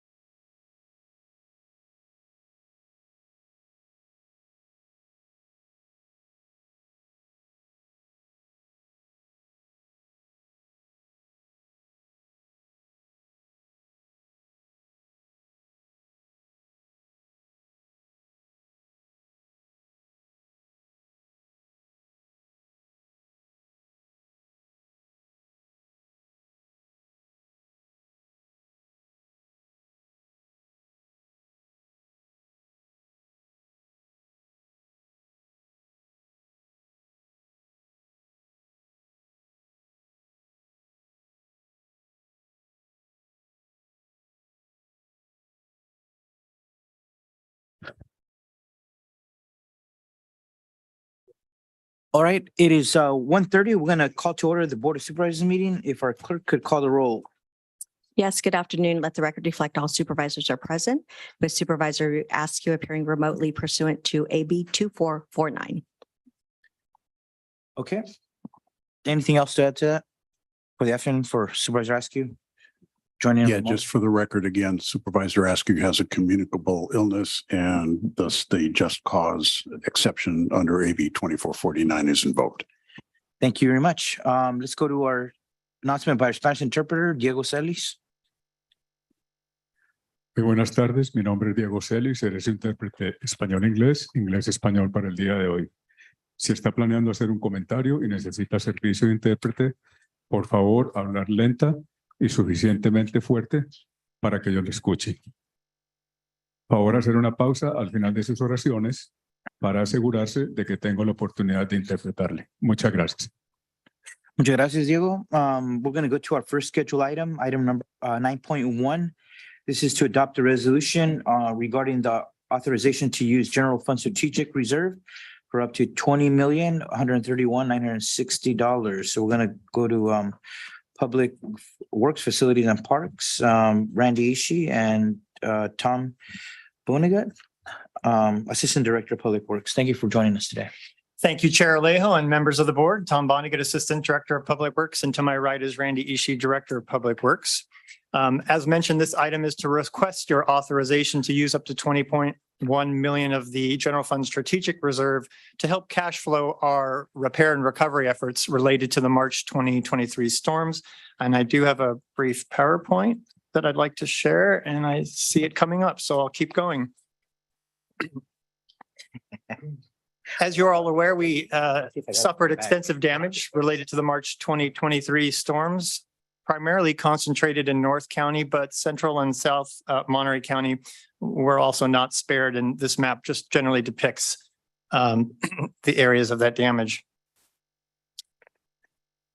We experienced similar damage to the December and January 2023 storm events. However, in this case, we also, what was different really was extensive damage to several county facilities and buildings in the Pajaro community, which I know you're aware of and I will discuss in a moment. But that was our single largest category this time related to buildings. All told, we identified 41 distinct projects that needed to be addressed, again, at an estimated total of about $20.1 million. And I'd like to just highlight some of those examples to give you the scope and breadth of that. This photo here, the photo at left, is looking at the State Highway 1 bridge near the Pajaro levee. The river is just off the screen to your right. There was a levee there on the right side of this photo where those bridge supports are. When the levee broke upstream, the waters were flowing through the community and made their way under the Highway 1 bridge here and completely scoured the area. So the levee was damaged and basically compromised and significantly eroded. You also see at the left side of that photo on the southbound Highway 1 bridge, the support piles that were exposed. And it may be hard to make out in the photo, but where my cursor is, this represents the force main for the Pajaro sanitation system. This is what takes the untreated sewage over to the city of Watsonville for treatment. And while plastic pipes are a little bit bendy, they don't do this, and it broke right here, causing a significant break. The photo at the right in our efforts to assess the damage, we also literally uncovered several spots in succession where joints had become separated and required repair as well. These measures have been repaired. I'm happy to say we do have a temporary bypass line, but there will be efforts to establish that permanently when the levee gets repaired. I know you're all aware of Public Works, and there were many involved, many agencies and county departments. For our part in Public Works, we helped with debris removal, a significant undertaking. Here are some representative photos just from what was collected in the right of way from debris that was pushed out in mud and silt, over 4,000 tons of material. That's not counting what the community dropped off at collection centers that we established. We are still endeavoring to undertake cleanup efforts related to the storm drain system and making additional passes in the streets. So our work is not done here. A little bit further to the south for the Chular system, this is a wastewater system, and the photo at the bottom right is an aerial view looking northwest. Those are the treatment ponds for the wastewater treatment ponds for the system.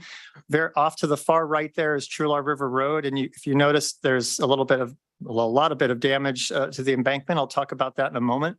The dashed line on the photo represents what used to be the access road and the location of the force main that takes the sewage from the community of Chular to the treatment ponds.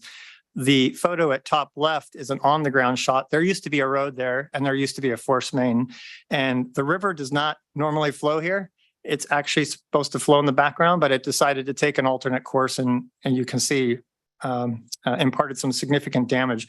I'm happy to report through the work of our special district staff and our contractor partners, a couple of weeks ago, we were able to at least make enough repairs to bring this facility back online and stop the trucking of sewage to Soledad. I would like to thank the city for their help. They were really helpful with that effort. And we do expect within the coming weeks to be completely done with all the repairs in this area. Arroyo Seco Road at approximate milepost 2.5, we had a significant washout. Now, we were able to fairly quickly establish one-lane control with an automated traffic light. This will involve a significant repair, and there was some geotechnical investigation we needed to do. The design is finishing up. We do expect to start this repair sometime by mid to late June to reestablish the two-lane roadway.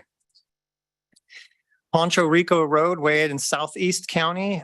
This was an action shot. It wasn't done. It got worse than this, but we had from this creek and this drainage, significant erosion on this rural county road. I'm happy to report that the stabilization and the backfill has been completed, and this road is just awaiting final paving to be done with that project. As I mentioned, Chular River Road at top left, you can see an on-the-ground shot. And if you look to the right there, that's where the river had made its alternate course. But to give you a sense of it, looking down from what was the riverbed, this is at least a 7 to 8 foot cut into the embankment. But this project is now complete, and the roadway has been reestablished to two-lane traffic, one in each direction. Back to the community of Pajaro and the Pajaro Mansion and some related facilities nearby, we had significant damage. There was a lot of debris and muck out from the basement. The HVAC system and the fire control panel, which were located there, were completely destroyed and need to be replaced. This will be a significant ongoing project. The initial remediation has been completed, but for the mansion itself, we don't expect to have all the work done probably until mid or late 2024. It's that extensive. There are some adjunct related facilities related to the Ag Commissioner's Office and a health clinic at what we call 29A and B Bishop Street. The remediation there has been completed. We do expect the permanent repairs to be completed sometime this summer. And then lastly, Kent's Court, the 19 mobile homes, also again, like much of the community, suffered significant damage in Pajaro. And so the remediation work has largely been completed. There's another area we'll be going in that needs to be dealt with, contaminated soil. We're developing a work plan for repair as the repair proceeds, these will be brought up to current codes. And in part, that should help us be able to recover or maximize our insurance coverage by bringing that repair work up to code. And so we're endeavoring to do that. And let's see if I had my note here with a goal to get these habitable by the end of July or early August at the latest. So we are striving to do that as quickly as possible. So this is just a summary of the major categories and how it totals up to the 21 million. Again, as I mentioned, facilities is the single largest, and roads and bridges were not spared as well. You saw some examples of the sanitation districts, and then the debris removal and some other efforts. Similar to the January and December event, we expect a significant reimbursement under the disaster declaration. But if you recall, what's different, we have various FEMA categories, and unlike that event, all the categories for this event will just have this roughly 93.75% federal state cost share. And based on our current estimate of 20.1 million, we expect to recover eventually about 18.8, or again, just under 94%.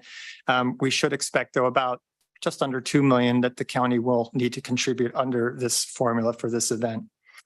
That concludes my presentation. And with that, we recommend your approval of the resolution to authorize the use of the contingency, and I'm happy to answer any questions that you may have. Thank you very much. Let's go to questions from the board. We'll start with Supervisor Church. Sure. Thank you, Mr. Barnegat. We obviously had a lot of these similar expenses in the 2017 storms. How much of that has been reimbursed from FEMA at this point? I'm just asking the question because I'm trying to get an idea of how long it's going to take for us to get some reimbursement on these numbers. Thank you very much for the question, Supervisor Church. With the 2017 winter storms, we've been reporting those back to the Budget Committee and the Capital Improvement Committee subcommittees of this full board on a regular basis. What one will find from the reports is that we have not been fully reimbursed for the obligated amounts even at this point in time. It does take time for this money to come back in, and we'd be happy to go back to those most recent reports to let you know what percentage we're at this point. Do you have a rough idea of where we might be at, or that you would dare venture? It would be reasonable to say we're probably at half, but not very much more than that. Okay, thank you. 5-6 years later, we're still waiting for all the money to come back. Supervisor Lopez. No, I think these projects are necessary. I think Tom used the word eventually in the presentation, eventually seeing that reimbursement. And I agree that it's a long horizon given experience. And so just thank you for the work, and thank you to the teams again who are here this morning to receive a little recognition as well as last week as part of Public Works Week, but just to appreciate the work that's gone into getting these communities reopened. On the Arroyo Seco piece, I'm hoping that as soon as we have an answer, not just on initiation date, but perhaps a timeline for completion. If we know that's going to be a month-long project or a 2-month-long project, that would be great. I know a lot of families in our region do enjoy using the government camp, which is part of Los Padres National Forest, to recreate. And without that road open, the Forest Service has shared that they will maintain a closure at their park as well. So just any timeline so we can give folks hope that they'll be out there before the end of the summer would be great. Thank you. Supervisor Adams. Thank you. Thanks very much for the report. I wish I could say that this is unfamiliar to me, but unfortunately it does seem a lot like 2017 all over again. But I do have a few questions, ending with this question, which will be my last question. What options do we have? So, but I do want to know, so what would our strategy be if the determination from the government was not to approve our request for advances and loans? Do we have like a, sort of second thing that we could do? If they said, sorry, we're not going to help you here, is that just so out of the question that would never take place? I shouldn't be worried about that. Thank you for the question, Supervisor Adams. The staff here at the Department of Public Works, Facilities and Parks does work closely with the Department of Emergency Management and our own legislative staff under your CAO's office. While our first option is the hope and the going through the process of the FEMA reimbursement process, Should that not entirely bear fruit, there are other means of which we'll continue to work with those other partner departments to pursue other means such as looking for earmarks to asking for requests for the state budget and some alternative means. But the primary route when it comes to disaster recovery is, of course, to go through Cal OES and FEMA, the state and federal government respectively. Okay, thank you. And if we had to take out loans, would there be interest charged on those loans? As a matter of clarification, do you mean if we were to execute something like a line of credit from a private bank? Right. I mean, I'm looking at what we have at the expenses that we have and the amount of money that we've got in the strategic reserve. And we're going to have to pay for the work that we need to get done up front, I would think. So I worry about, are we going to end up with a cash flow problem at some point if the general fund strategic reserve in the next couple of years, if reimbursement is slow to appear? And we know that I know that you were certainly not banking your horse on the amount of reserve that we have, but 50% of FEMA coming back in, to me, that makes me a little bit nervous, knowing in the long run how much that we're putting into to do the work. My bottom line question, of course, is what options do we have? Of course, we have to do this. We've got to get the work done. We have to be able to pay for it. I guess I'm simply, I worry if we're going to be taking bets on when we're going to get the reimbursement. And is there any concern that, it's going to be what are we going to do now kind of circumstance, since we're going so far down into the strategic reserve? So I see county council is ready to say something that's going to make me feel like, oh, thank God he's going to fix it for us. Actually, I was going to say it's not very simple for the county to, quote, take out a loan. You can't go down to the bank and just get out a personal line of credit or something like that. Totally aware of that. There are limits on how the county can incur debt. And I'm not sure that the type of situation that we're facing with FEMA would allow us to securitize the reimbursement from FEMA.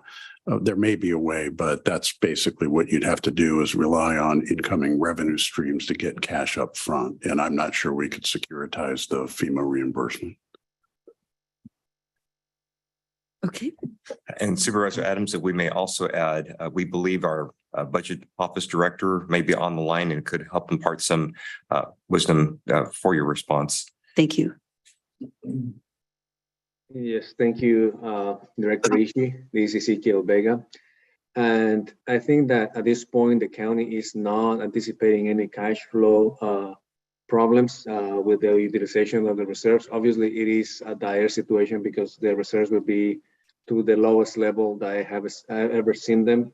But I think that is something that we have to monitor closely. And if that situation arose where we needed a cash flow loan for the county at some point, we will have options to do that internally. And then we will explore also external options as necessary. In addition to that, I also wanted to mention one of the questions that Supervisor Church had asked regarding the reimbursement from the 2017 storms. So the total cost spent through the end of December, as a report provided by Public Works staff, was $28 million for those storms. And we had received approximately $18 million of that. So that's a little more than 50%. You just do a quick math on that. That's about 64% that has been received on reimbursement. Thank you for that. Just an added note as well, we did receive a bit of advanced funding from the California Disaster Assistance. And those dollars are actually related to the January storms, but those were advanced dollars in anticipation of additional resources coming from Cal OES. So there are a bit of resources that are coming through, but those dollars are actually related to the emergency response. And I've been hesitant to say anything until we have the check in hand. And I think it's probably in the mail, but I did receive a call indicating that would be the case. Thank you. And finally, I'll just say thank you so much. The work that you've done is just amazing. And I know that we'll do, everything to make it perfect with in the most cost-effective way. So I never worry when we're in your hands, except I do worry about the money. Thank you. Of course. Thank you. Is Supervisor Askew on, or I think she had to leave? Is she on? Okay, we'll go to her next. I am on, and I think that the questions, first of all, thank you to Public Works staff. Clearly these are critical projects that all need to happen. I'm grateful to the boards that have sat in these seats before us, and to my colleagues who've been here longer than I, who've had the foresight to put the strategic reserve in place and fully fund it. We're benefiting from that foresight and planning today. It worries me to see the reserves drop down as low as they are, knowing that we're also going into other periods of declining one-time revenues that we've had access to. So I think just from the financial and fiscal management perspective, this, I think, needs to be a big red flag that's waving loudly for the board as we move into budget season. We are not in a position to weather another storm with damage as significant as what we've just been through, and we have a lot of work, I think, ahead of us to restore the strategic reserve so that we're prepared to weather future crises that come at us. But I just want to thank staff, and I'm happy to support the request before us today. Thank you, Supervisor Askew. And yeah, I would just add on to what you just finished saying as well. Total in agreement. But Mr. Vega, I just wanted to clarify that we had spent in the February 2017 storms 28 million, and we've been reimbursed 18 million. So that would be 65%, not 55. Just want to make sure that's clear. Yeah, that's correct. 65. I thought you said 55. Okay. I mean, just probably my pronunciation of the 6 was more like a 5 or something like that, but yeah, 65. Yeah, I just want to be clear, because then that puts us at 2/3, which is better. And the reason that is important is how long it takes to get reimbursed. Obviously, we have to do this work. These are all critical projects, and thank you for outlining them. We need to get it done for those areas of the county to make the roads safe. God forbid somebody gets injured by, before those repairs are made. But the point we're all stressing here, certainly the strategic reserve was at one point almost $75 million, and that really helped Monterey County get a very strong credit rating because we had a healthy reserve, and then it improved our credit rating that we were even able to I think, for lack of a better term, refinance some of the debt we've had, and that ended up saving us millions of dollars. So I know this is going to come up in our budget meeting on May 31st. But Ezekiel, on your percentages, what percent with this use of dollars, what does our strategic reserve drop to, and what percentage is that? Because I believe it's within a matter of 6 months, we went from 75 to that 23, which is almost 2/3, I believe. Supervisor Alejo, I think that you are correct. We had a level of $75 million in the strategic reserve. This will drop us down after this 20 million to approximately 28. So 28 will be almost 2/3 of where we were just a few months ago. And I think it is good that the board members are aware of this reduction, and it's also good that we are keeping a keen eye on this. And it's something that we will be discussing during the budget hearings and also during the budget committee meeting that is going to be happening tomorrow. But it is something that I haven't seen, as I said in the past. It's unprecedented level of reserves. Maybe 10 years ago, the county had this low level of reserves, but I think that there is a glimmer of hope that potentially we end up the year with a potential positive balance as projected in the forecast. We may be able to add some dollars into the strategic reserve prior to getting FEMA reimbursement. I cannot promise you that those dollars will be there, but based on the latest forecast, we could have some a few $1 million that we should be able to add back to the reserve. But that is depending on performance that will mirror closely to what the forecast had indicated earlier in the year. So Mr. Vega, on what is called the unassigned balance, that means monies that weren't spent by different departments at the end of this fiscal year, which ends on June 30th.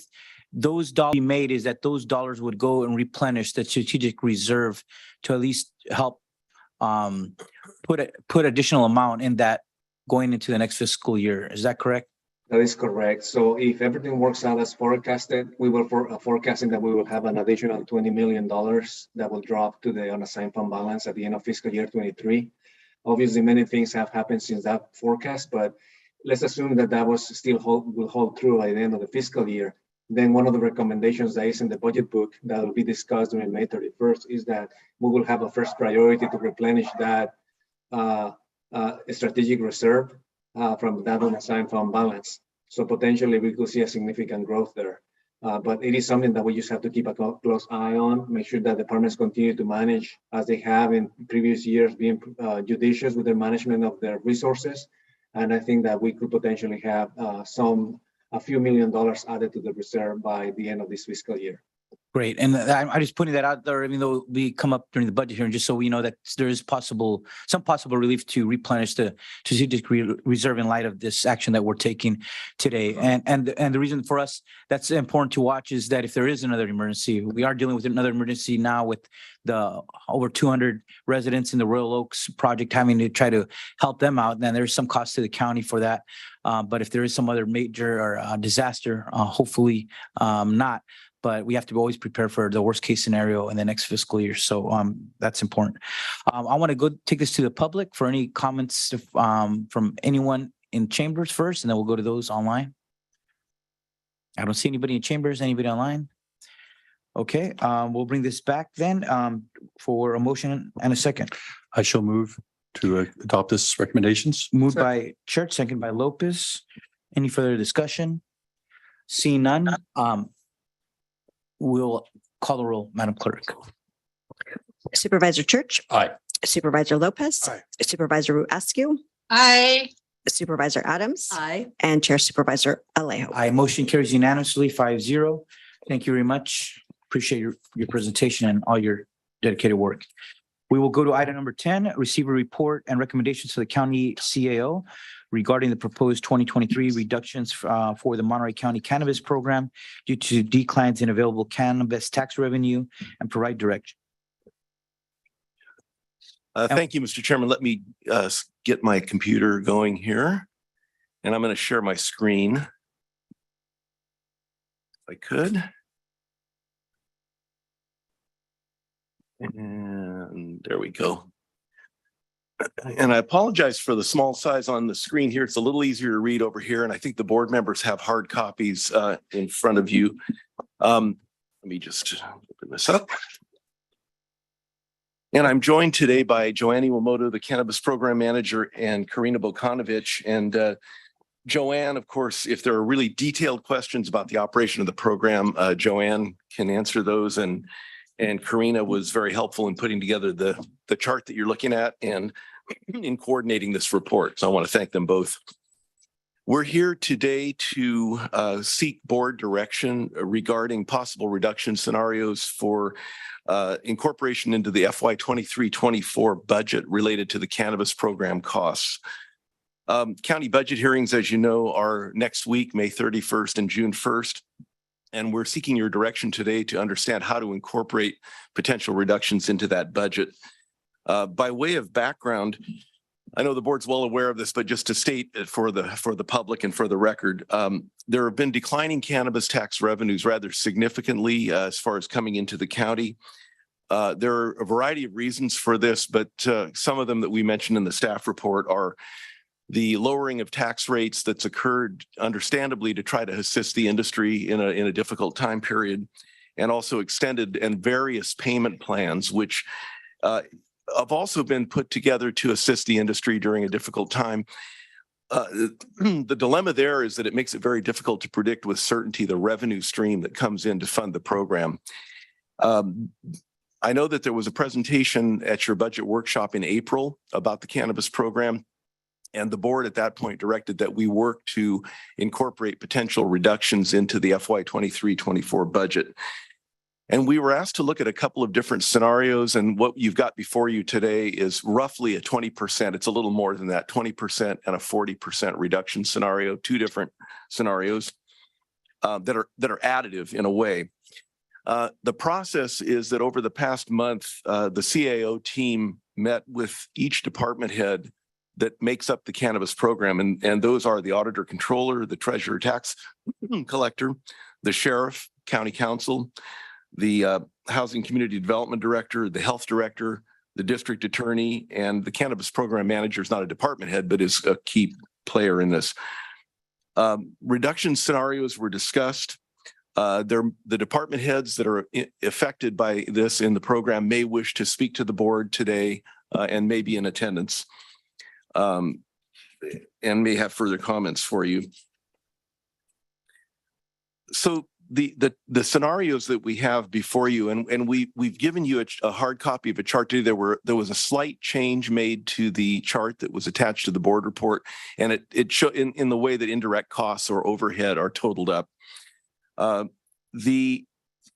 If you were hearing the proposed budget today, the FY 23-24 budget, what you would see in that budget is a program cost of about $4.7 million and 18.48 FTEs, full-time equivalents.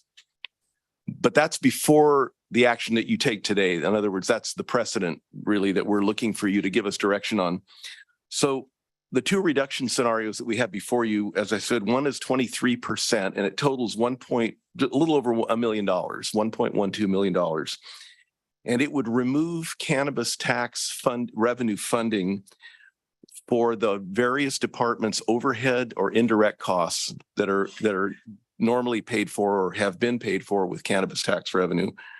It also removes the county's membership to the California Cannabis Authority, which is about $240,000.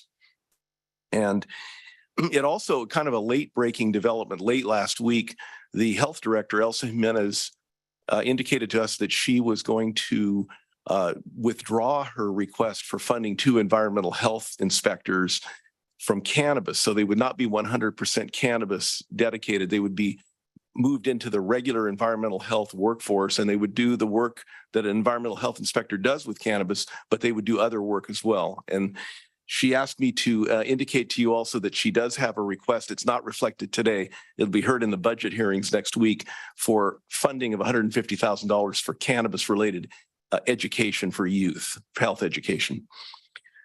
The 39% reduction, the almost 40% reduction, adds another $760,000 to the reduction. So the whole, if you took both together, the total 40% reduction is $1.88 million. The second tier, the second 20% that gets you to 40%, is the one that removes partial funding for 7 different positions that are funded in the program, so that instead of 100% funding from cannabis, there would be fractions of positions funded with cannabis. The theory there is that the departments would either absorb that cost, that balance that's not funded by cannabis in their budget, or could be requesting funding from you as part of the budget process to offset that. But the idea there was to avoid layoffs, but to reduce the funding flowing into 7 different positions from the cannabis revenue account. It also, the 40% reduction scenario also removes 2 vehicles from the sheriff's department authorization under the cannabis program. So in summary, our approach here was, first of all, to try to provide you with 2 different scenarios, a 20 and a 40% reduction scenario, to reduce costs and to preserve essential functions in the program. We believe that the 20 and the 40% reductions still allow you to have a functional cannabis program, but at a reduced cost. And the alternatives that we've given you do not require full elimination of positions. They do reduce the amount of funding flowing from cannabis to fund the positions, but we believe that there could be offsets in the department's budgets for that, or potentially you may be hearing from the department heads about additional funding requests for that. And the last thing I'd like to say is that this is really the first cut at a pretty deep reduction scenario. We're really anticipating your direction today, your questions, your comments, your direction.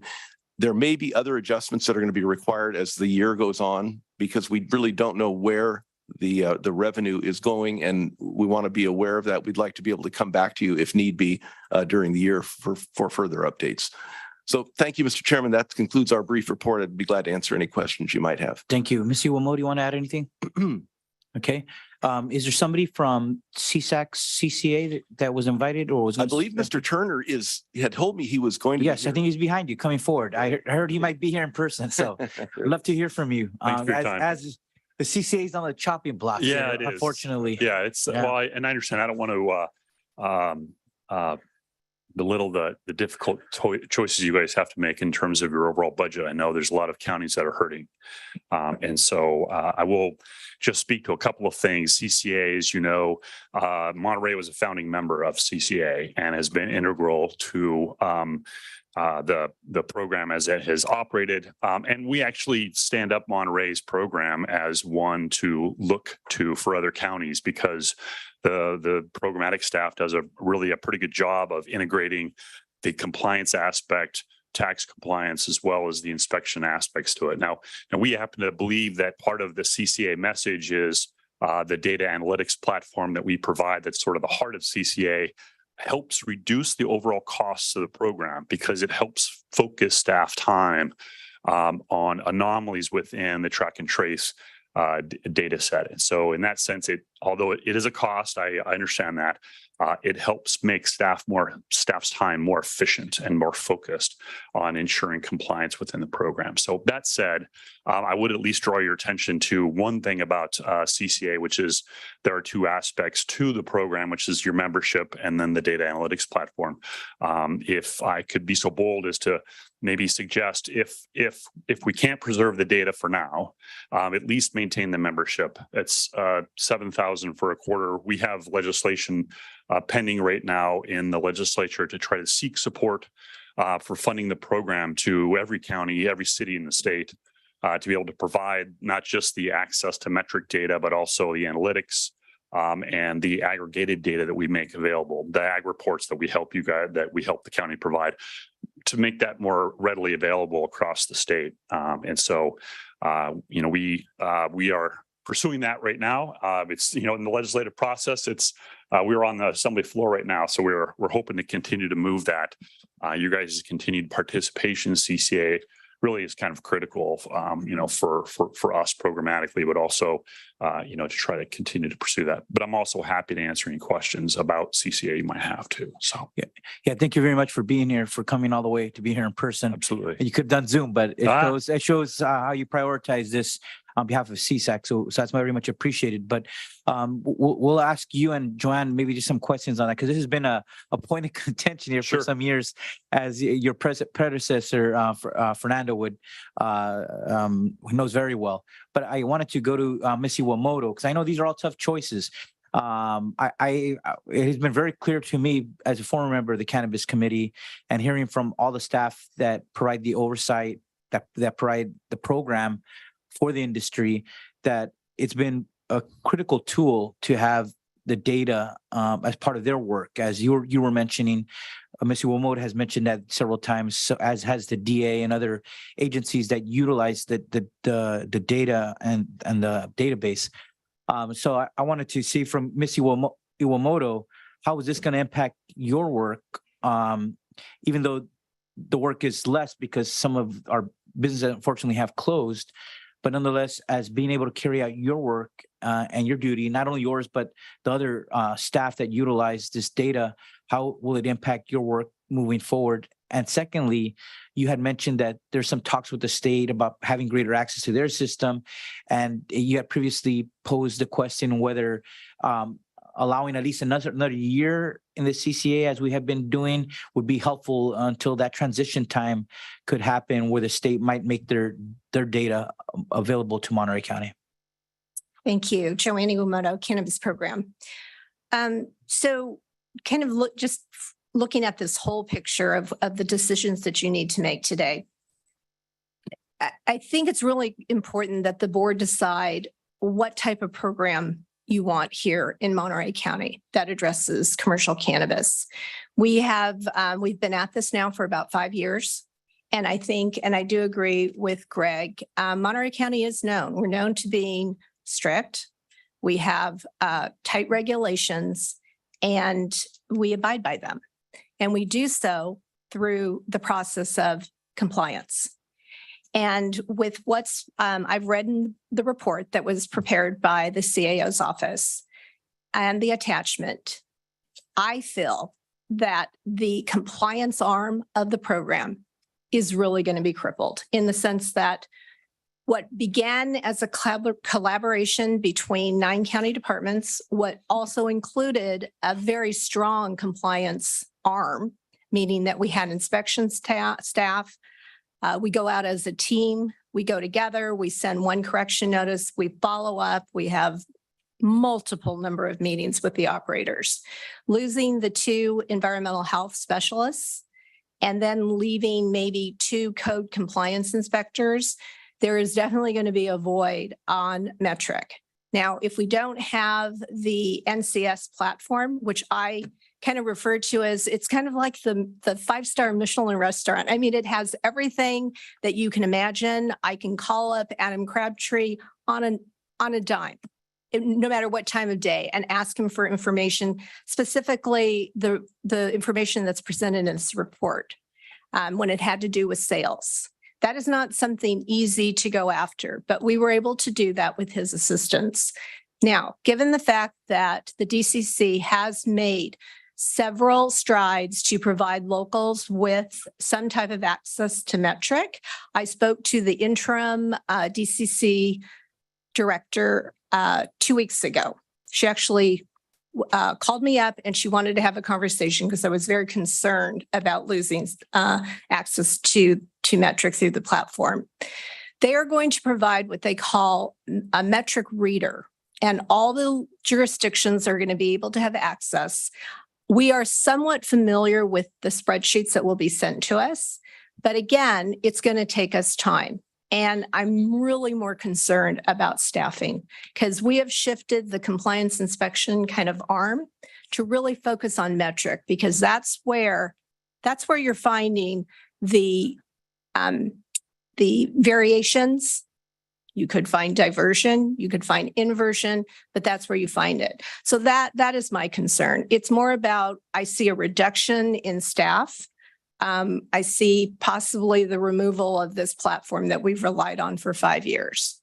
But with that said, the state is on June 12th, they're going to make the announcement to all the locals to give us this metric reader. And it's a good thing. Monterey County has formed a very good relationship with the program director at Metric. And we've had site visits here. We've had 2 of them, and that's rare. We're one of the few counties who've had that opportunity. So could you elaborate, what does Metric Reader provide you in comparison to the platform you had under CC? That is what we're going to find out. So what I believe it's going to be is that we're going to receive spreadsheets on the data points that we currently are receiving. Now, I can't imagine that it's going to be dialed down to the transparency report to give us the top 5 alerts. It's not going to have that. So it's going to require the staff to really look at the data and really try to figure it out and then go out and ask the questions. Mm-hmm. But with that, if you don't have staffing, then that's a big concern. I'm not sure that the program right now, we have lost one of the positions is vacant. And so really for the past, I want to say month, there's been very limited staff to do all the work that we still have to do. We're currently under 2 audits with the state. And so it's all very concerning for the program, but it comes down to the type of program that you really want. And can you elaborate just on, you said there was the option of at least maintaining the membership for $7,000 per quarter, which would be 28,000 a year. What does that provide the county? Well, I guess that is sustaining the membership itself. At Monterey's request several years ago, we split up the charges for access to the data between the premier usage and then just participating in the CCA. And the goal of CCA is ultimately to represent every local government that has a cannabis program, to be a data-driven cannabis program. That's the whole mission of CCA. So in the sense that if Monterey continues its membership, there'll be some continued support of us in pursuing that. One of the issues in the short term It's just our legislative effort. One of the things we have sought from really the initiation of CCA is access to the whole data set. Right now in Metric, what you see is transactional data that's specific to licensees in your jurisdiction. That's the foundation, but what we're missing is when you have transactions that occur interjurisdictionally, you lose track of that. From a tax perspective, the county still has a right to see the totality of that activity, right? If you remember Prop 64, track and trace seed to sale, the idea that we'd be able to see the transaction from the time it was in the ground to the time it was sold to a consumer. Part of that transactional, that chain of custody, if you will, affects activity in Monterey that Monterey has a right to know, whether it goes to a compliance issue for inversion or diversion, whether it's a tax issue. You guys have largely square footage tax, right? But on the gross receipt side of things, for distro, for retail, for example, those interjurisdictional transactions become pretty important, and they can be related to interjurisdictionals within the county. So within a incorporated city within the county, we're trying to get access to that, which would then give us better information about cannabis activity that's really impacting Monterey as opposed to just the source transactions from the licensing. So continued participation in membership would allow us to at least pursue through the legislative process this effort. And then you can reevaluate next quarter. If that's. Thank you very much. Yep. Okay, let's take it to other colleagues here. Supervisor Lopez. Yeah, a couple questions. So first, we're looking at a proposed budget for 23-24. So this would initiate July 1, correct? Okay. Yes. And we anticipate we'll have an eye on where that legislation is going pretty clearly by August, right? I mean, In session is end of August. Okay. So then I have a few questions on the CCA side. Yep. The initial vision, as you said earlier, was to someday represent all California counties who are producing cannabis. Yeah. We were told many times year over year, there's people coming. Yeah. Where are we? How many members are there in that? 7 right now. And it's I'll be honest with you, it's been part of the difficulty has been access to data because you might remember when CCA first got started, we actually had to go to the individual licensees to get data because the state wouldn't share that data with us. Right. And so we had to go to the licensees. Remember, that was a firestorm, if you might remember. Oh, yeah. We have since found we utilized a more elegant solution by them providing an API key to us, which allows us to pull the data, but it's still limited to a licensee. It's not interjurisdictional at all. The state has still been unwilling to share the whole data set with us to be able to provide it for the counties. That's what our legislation really speaks to. It will force them to do it. And so that has impeded our ability to go to a county and say, listen, we can do all this stuff for you without you having to go to your licensees for anything. And so we've talked to, and when you introduce legislation also that's connected to a fiscal request that will eliminate the county's costs altogether, then they want to wait and see how that goes. And so we've talked to probably 8-9 counties this year. All good, because I think the platform shows if you use the platform right, it's efficient for your staff. It also allows to pursue tax revenue more efficiently as well, because you've got to match, especially if you're gross receipts, but even if you're in a square footage type situation, it feeds insights as to what's being reported to you versus what's being reported to the state. And that sort of correlation, you may have seen it in other avenues. Sometimes people don't necessarily report the same thing to the county that they do to the state. So here.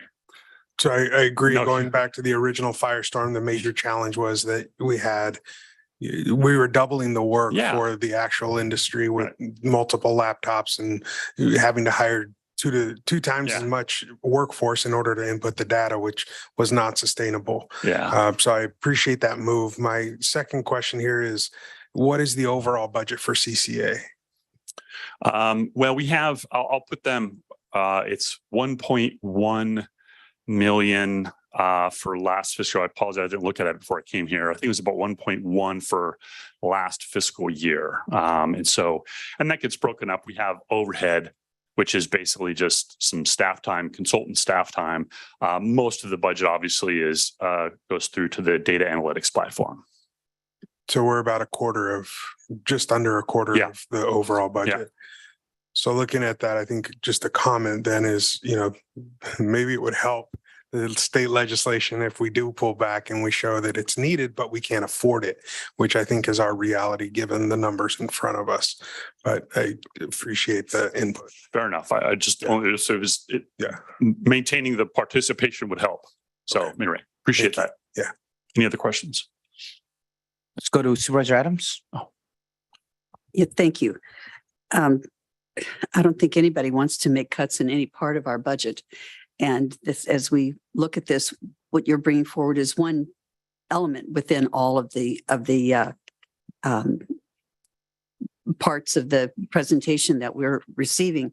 So I think my questions don't deal so much with the Cannabis Authority, but with other elements, other aspects of the spreadsheet that we have. Thank you. So I think I'm done with you, so to speak. So I did want to ask just a couple of questions. Do either of the scenarios regarding the decrease in employees, do any of these scenarios reflect a decrease in the numbers of employees that are specifically within the program that I think of as the cannabis program, which is the work that you are overseeing, Joanne, Ms. Iwamoto? The reduction scenarios do not touch staff at the 20% level, but at the 40% level, the amount of cannabis revenue that funds the positions would be reduced. The positions are not eliminated, but it goes from 1 FTE, full-time equivalent funded by cannabis, to 0.5 in some cases, or 0.3 in some cases. So which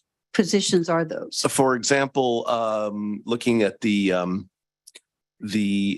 senior secretary in the cannabis program, that's one. Or I probably should have had a larger version of this chart here, but the deputy district attorney I have the easy reading version here. That's okay. That if it's the deputy district attorney, that isn't the part of the program that I'm thinking about. Oh, if you're talking just the program that reports directly to Joanne Iwamoto. Yeah. Yes. It's the senior secretary. It would be one half position. That's right. Of senior secretary. And then one of the positions is vacant at this point. Is that the permit technician That's or correct. the management Permit technician. That's right. technician? Okay. Mhm. And that would be kept.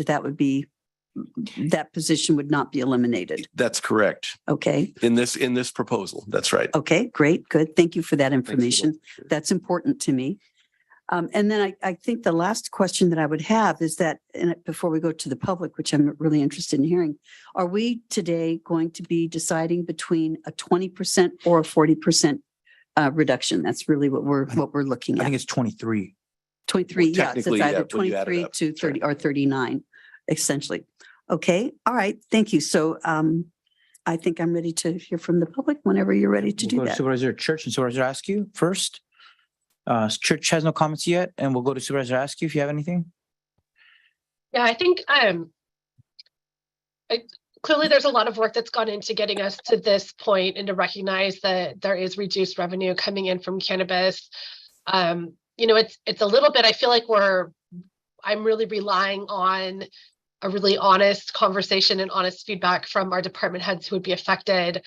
The district attorney has large responsibilities. The sheriff has large responsibilities in the enforcement side of things. And there were promises that were made when we brought this cannabis program into the county that I'm struggling a little bit with. How do we acknowledge and respond to the reduced revenue to fund this while also upholding the promises that were made both to the community and to those who are tasked with doing the enforcement. So as we continue this conversation, I'm hoping that we can hear some real clear, honest feedback from the departments that would be impacted by a 40% or even the 20% cuts, but also acknowledge we are going to need to re-envision how we do this work and how we run this program. That's all. Okay, thank you. Now let's go to the public. We'll give the public a couple of minutes to speak on this item. Start with people in chambers. Please come forward and to the podium. We'll give you 2 minutes and then we'll go to those online. Good afternoon. I'm pleased to see that the proposed cuts seem to be across the board amongst all the different departments. Former Supervisor Judge Phillips had mentioned that it's important to give everyone a haircut, which I always agreed with. The industry has always felt CCA was another layer of regulatory burden, and seeing the proposal to eliminate the membership is something that we've supported for quite some time. I would just like to know, if this happens, what will the county do when making tax decisions in the future? Given the pricing is self-reported, regardless if it was CCA or not, I do believe that you can achieve similar pricing reports without CCA. My hope is that things do not become more complicated for cultivators with whatever new system is developed, if at all. Between the 20 and 40% option, I am in support of the 40% proposed cuts. I feel cannabis should not need all this extra staff, should be treated as other businesses are. The cannabis program is important, however, in order to maintain relationships with the state and the permitting the activity. But other than that department, I do not see why the tax revenue needs to be allocated to so many other positions. I would ask the board to consider the 40% option, as I do not believe Monterey County needs many extra positions for cannabis, but should rather utilize most of its existing systems that are in place for all businesses. Thank you. Thank you. Next person. Mr. Roach. Hi, Bob Roach. Hi, good afternoon, Mr. Chairman, members of the board. Okay, I think this is a pretty good plan you have. It's pretty much textbook budget reduction scenarios. First, you cut the supplies and the services, and then you cut the people. The core cannabis program is untouched except for the loss of the CCA data and the 2 environmental health inspectors, which I think that's a good move to take them out of the program. Let's get back to the regular order of business with that. It might be harder on them that way, but it's bittersweet to see the CCA defunded though. You know, their vendor, NCS, provides great service. I've always been shocked by the cost of it. I think it's too expensive, but our industry will be very happy about that. They really don't like the CCA.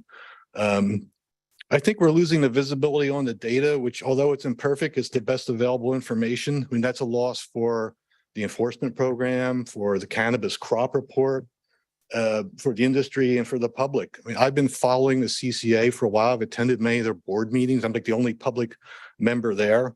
You know, they have a strategic plan. They've been executing it. They've been trying to make themselves more useful to more people, expand their reach and their base, and lower the cost that way. They lobbied for AB 687 that would require DCC to provide the data to local jurisdictions and assure interoperability. But if the largest founding member pulls out, others could follow and that could collapse. DCC is talking about sharing data. We've heard that's like that's a very less effective program that they're going to have with that. It's unclear how that's going to go. You know, I don't know by August, but either way, we'll have much less robust access to the data. Now, the board report said the county's collected approximately $82 million in revenue with approximate gross proceeds of $589 million by the industry. I interpret that gross proceeds as revenue, but there's really no data source for that. The data does not exist. So that's an estimate with a wide range of error, in my opinion. And it doesn't include the cost of productions or represented net profit to any grower. On the revenue side, there are hundreds of thousands of dollars laying on the table. We need to resolve this licensing issue so people can convert to the outdoor licenses, and then they'll have that money available to pay your taxes. And also, please implement the fiscal year 21-22 3-year payment plan. They need that now. That actually is going to help some people as they want to apply that money to their other payment plans. And they need it now, not months from now. Thank you. Appreciate it. Anyone else in chambers?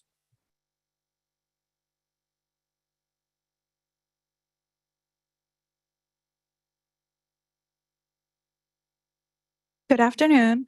I really just want to emphasize and focus on the importance of cannabis education with youth and parents. I have dedicated many years to this work. And, you know, this doesn't just affect cannabis education, but it's also a trickle effect. I also oversee another program that is funded through Proposition 64. And I worry and I'm concerned about that program. That program is for youth who, at-risk youth who need extra support, who need case management. because they are cannabis users. And we're talking about youth ages 12 to 18. Okay. And my worry is that not allocating funds through the cannabis tax money, we're doing a disservice to our youth, our parents who are not aware about education. Us professionals, we're aware of what cannabis can do. And my job is to make sure that I can relay that message to the future people who are going to be, on your seat, people who are going to be teachers, people who are going to be working with youth. So I really just want to emphasize and really hope that you all take into consideration the importance that cannabis has. And I really appreciate Supervisor Askew really saying that there were promises made back in 2015, 2014. I remember attending those circles as a 16, 15, 17-year-old. And I remember specifically that this is what the community wanted. They wanted to make sure that cannabis education was going to be funded if we allowed cannabis into our community. Thank you. Thank you very much, and for bringing those perspectives into this conversation. Anyone else? Yes, thank you for coming. Good afternoon, everyone. So just following what she mentioned, we just want to make sure you guys understand the importance of education.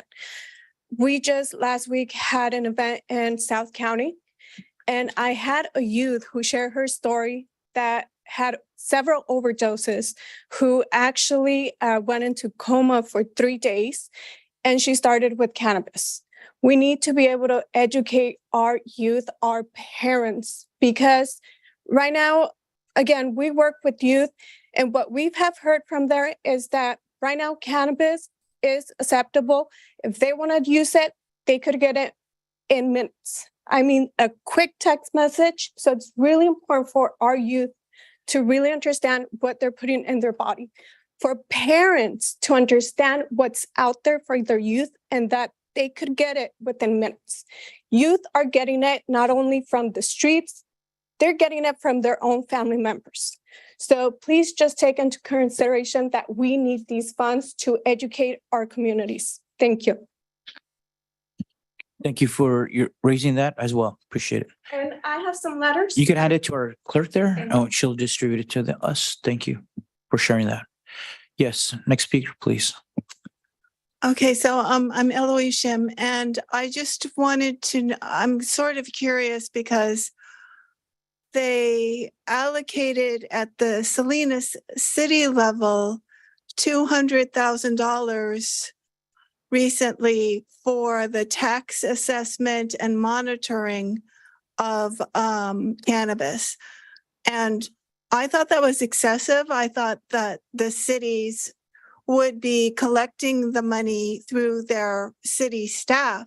When budgets are really tight now in the cities, for them to be allocating an extra $200,000 for the tax assessment and monitoring, I'm just wondering if Ms.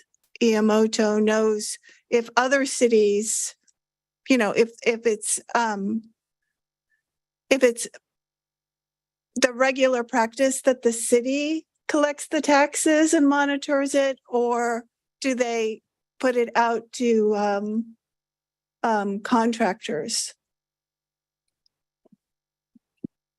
Thank you very much, and we'll let staff respond at the end of all public comments. Anyone else in chambers? Thank you.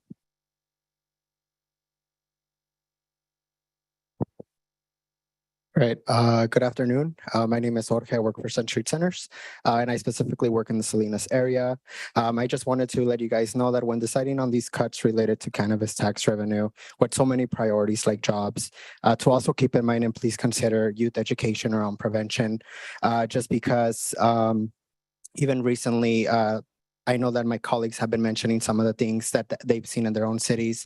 Specifically for Salinas, we have been getting a lot of requests from elementary school students, schools actually, asking us to come into the schools to provide presentations around not just vaping, but cannabis as well, because it's actually been a trend, I would say, in the elementary school level. And when I was back in school. That's not something that we saw. Even with the access, it wasn't that easy to get cannabis before. So it's something that's definitely urgent even now. And I'm going to go ahead and share a letter that was actually shared by one of the schools that we worked with, which was one elementary schools, Monterey Park Elementary School. Let me see. I write this letter to acknowledge and thank Sun Street Centers. Our school has received educational vaping and marijuana presentations to make sure our students are aware of these addictive substances and their consequences. With the help of Sun Street Centers, we're working on prevention with our students. Unfortunately, there have been many cases in various elementary schools where students as early as 4th grade are found vaping. This is alarming, and we would love to continue working with Sun Street Centers to continue to raise awareness for our students and families. It is important for the community to have organizations that are willing to go into the schools and provide the adequate education on important topics such as drugs.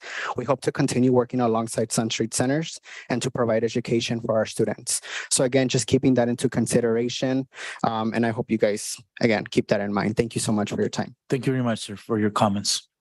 Anyone else in chambers? See none, we'll go to those online. Reina Akala.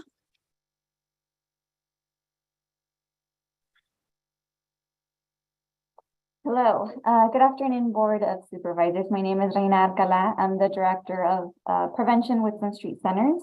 And today, some of my staff and I are here to just highlight the importance of cannabis education that our department has been able to witness firsthand with additional support Public Health Department has been able to give us since 2019. Throughout these years, we have only witnessed the need for cannabis education just increase. We have been able to bring about more programs and services to the parents and youth throughout Monterey County. And over the last year, that has been a great need in bringing this education to our elementary school students. As Jorge mentioned, there's been a rise of use among those grade levels, and we have been serving a lot more youth this year. So we served around a total of 2,000 youth and parents on cannabis education alone over the time frame that we've been funded through public health. And around 600 elementary students just alone this year in 2023. And that was because of the recommendations made from our schools and elementary schools that there's a need, and we continue to adapt these services as needed in the community. And with the reduction of the Monterey County Cannabis Program for education purposes, we will no longer be able to provide these services to this capacity. So we have expressed this concern with some of our partners that provided letters that we have submitted to the clerk of the board to share with you all, and some of them have been handed to the clerk today. We hope that you consider reestablishing funds for our cannabis education, as your decision will impact more than just one service or one program. It impacts our overall community, and it affects the services we are able to provide as we are forced to readjust in order to stay afloat and meet the needs of our community on cannabis education and intervention services. So thank you for your time today. Thank you very much for your comments. Next person. Alexandra Moreno. Hi, everybody. Good afternoon.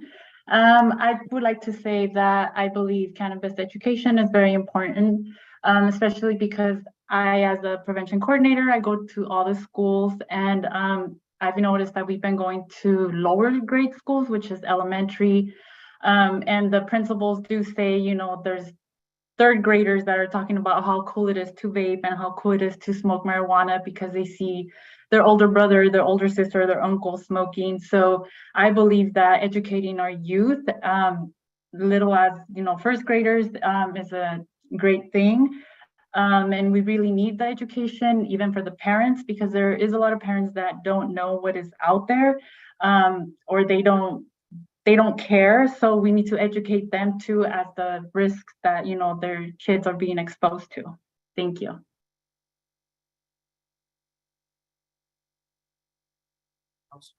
No more hands raised, but you have 2 department hands raised, Janine Paccioni and Mary Zeeb. Go to them. Next. District Attorney Paccioni, you want to go first, or Mary's? Yes, you're up first. Thank you. I just wanted to say that, first of all, I really find I'm struggling with the whole idea of cutting the cannabis division. All of these players are very important. The permitting is very important. The health department's very important. All of them play really well together and they engage in a very productive way. And they have been able to do a lot of great work with identifying unlicensed cannabis, with keeping our licensed cannabis operators lawful, ensuring a proper level field for everyone in terms of the licensed industry. We've been able to eradicate over 60 tons of unlicensed cannabis. And so they've been very productive. If push comes to shove and we had to go down to the 23%, my office can absorb that. I would make a correction on the chart, and this is an HR thing and it has nothing to do with it, but that the accountant position is filled. We fill that position with a part-time annuitant so that it's not a full-time position, and it shows vacant because that's the way HR reports it, but it's not vacant. It hasn't been vacant. We have a retired annuitant in the accountant position. If we have to go to the 39% or 40% cut, then we have an issue because we can't have a half of an investigator. The investigators need to work in teams and they can't serve search warrants. I'm not planning on pulling an investigator out of a homicide investigation or a sexual assault investigation to work cannabis. So the two investigators are vital. I'm not going to speak for the sheriff's department, but I would assume that they have the same issue. The investigators need to work in teams. So I'm asking you to remain whole, and if push comes to shove, the 23%, but we absolutely cannot go to the 40%. Thank you. Thank you, DA Paccione. We'll go to our Treasurer Tax Collector, Mary Zeeb. Thank you very much, Chair Alejo. You'll have to excuse me. I'm a little under the weather today. Under this reduction scenario, the recommendation is for over $116,000 reduction to my budget, which I don't have the ability to absorb without programmatic changes. While the cuts appear to be targeted to overhead, it also represents hard costs that I have to pay while I'm engaged in cannabis program activities, such as bank fees, armored car services, and software licenses. At the inception of the cannabis program in 2016, the Treasurer Tax Collector, the former HCD, and County Council worked collaboratively to create a program that would accomplish county goals and enable the cannabis industry to legally operate. The first positions and costs funded by the program were in my office, as the Board of Supervisors realized that those positions and associated costs were essential for a viable program. That's still true today. I currently have the same allocations as I did in 2016. But since then, the program has created multiple payment plans that overlap fiscal years, have different repayment terms, interest rates, and are tax quarter specific. Our cannabis payment workload has increased over 600% this fiscal year alone. And all of this comes at a cost to my department. The current payment processing system used by the Treasurer Tax Collector was not programmed for monthly payments. It was set to take annual payments in quarterly installments, and now even that's being defunded. Every monthly payment that is made requires staff intervention to process, which means we have to keep spreadsheets on the side to double check our processing. This is not an acceptable way to run a government program. Our current process is inefficient, and I understand there's no additional funding available to have our system reprogrammed to meet these monthly payment needs. But continuing the status quo is not efficient or cost effective, and certainly not a long-term solution. So in order to appropriately account for monthly partial payments, we will be transitioning all cannabis payment plans to our Revenue Division debt collection platform. But that has also required additional one-time and ongoing costs that would normally be accounted for in the overhead portion of our allocation and must be funded into the future to continue the collection of partial payments next fiscal year. My office will be unable to manage the cannabis program as it exists today with any reduction in funding. It would also result in reductions in service levels. It's highly possible we will no longer be able to accept cash payments for cannabis, and we'll continue to look for other cost-saving measures, but that'll certainly result in additional service level reductions. I've always been committed to finding the best solution to manage within my budget, and I will continue to do so. but understand that any flexibility I may have had has disappeared over the last couple of years. And I must now make difficult decisions on what is best for the treasurer tax collector and all the taxpayers of Monterey County. Thank you. Thank you very much, Ms. Zeeb, for raising that. And I agree. Your office has been has a lot of work that runs through your office in order for the program and the collections to happen properly and safely. Anyone else? Any other department heads? I want to go first to our CEO to make a clarification because some changes were made to the proposed cuts in the health department with the leadership of Director Elsa Jimenez, and I want our CAO to clarify that for our community student education advocates that came today. I want to first start by appreciating all of your comments related to the education component. I agree that this continues to be very important, and as does our health director. She specifically wanted to make sure that the education component was not going to be impacted. And so neither of the 20 or 40% cuts impact the education component. If anything, she's actually hoping to increase the education portion of it. But at this time, neither scenario includes a change to the education piece. And thanks for your advocacy before this meeting and during. It helps make a change there. Sorry, Supervisor Alejo. Yes, if I may? Dr. Jimenez, yes. Oi, thank you for those credentials, but those are not mine. I'll just go Director Jimenez. I want to make a point of clarification for the comments that CAO De La Rosa just made. Our current budget for fiscal year 23-24 includes $0 for prevention and education. That was one of the cuts that was proposed back in December by the cannabis program, but your board allowed those cuts, that funding to stay in place until the end of June. So one of the health department's budget augmentation requests is to reinstate the education dollars for prevention for youth and families, as has been delivered and continues to be delivered until the end of June 30th. So I wanted to clarify that for July 1st, there are no monies allocated out of the cannabis budget for prevention, youth education, and social marketing. So just to clarify then, the prevention education dollars would fund through the end of the fiscal year, but you're saying it doesn't include funding for the next fiscal year. That is correct. So Got it. one of my augmentation requests presented to the board at the April budget workshop was a request to reinstate the funding for cannabis education and prevention. It was not included in the recommended budget. And so next week during budget hearings, the health department will be seeking reinstatement of those dollars for prevention and education services for July 1st. Through the chair, can I just get a? Well, let me wrap up with Elsa Jimenez. Thank you for those comments, Director Jimenez. Anything else to add before I pass it to Supervisor Lopez? No, just that, I wanted to make a point as to why the health department let the CAO's office know that we could eliminate the 2 environmental health specialist positions.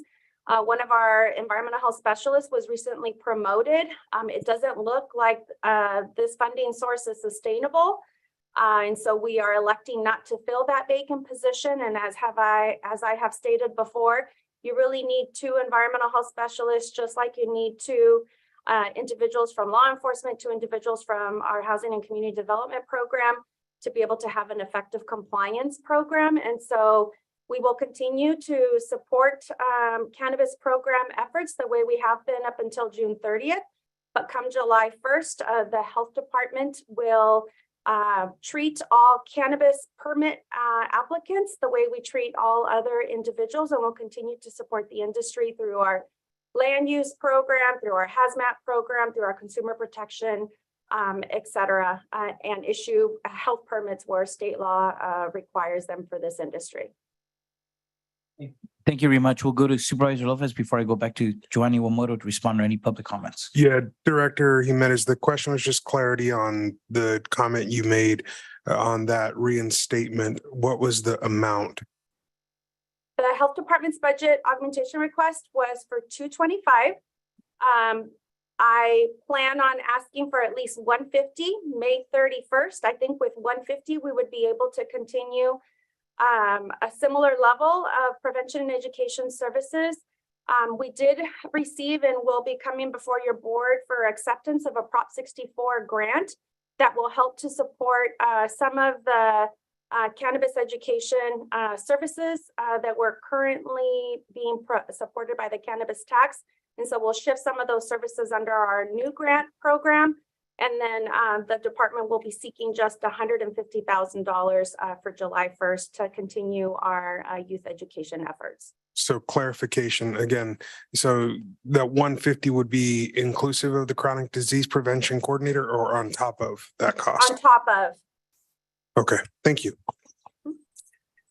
Thank you very much. Yes, we're gonna go to Ms. Iwamoto first, just to, if you want to respond to any of the public comments or CEO Chulos. I know we couldn't respond to this, the city of Salinas, that's not a matter here with whatever actions they took on their cannabis program, but just to related to this presentation and public comments I made regarding what we're doing here. No further comment, Mr. Chairman. Thank you. Okay, well, let's now bring it back to the board. Let's go to Supervisor Adams. Thank you. So regarding the public education component that we're talking about, is that for one person that would be doing public education for cannabis only? That's what the 150 is That's the for? request that she's making, and this is part of the budget augmentation that she plans to bring to Right. the board next week. Next week, okay. Just of note, if you were to reduce the cut at the 23%, then you reduce it to 20%. Got it. Then that may provide the resources to fund that request that she's making. It was going to be for the same purpose of prevention. So this would add to this chronic disease prevention coordinator that she already has within the budget. Has there been any discussion about contracting with one of the nonprofit organizations that already exists that does public education and prevention on other kinds of things to look at contracting for that, to have them do cannabis for us rather than having to have an online, a full-time person focused on that? That would be a question because I believe what I understand is that there were indirect costs that were included that potentially funded a position, but this would be a question for health director. Yeah, let's go to Director Jimenez. Yes, so the full-time chronic disease prevention coordinator is a staff member at the health department that helps to support cannabis related services with respect to policy planning, with respect to things that we need to be doing across various organizations to reduce early initiation of cannabis, helps to support our community-based organizations that are providing prevention education.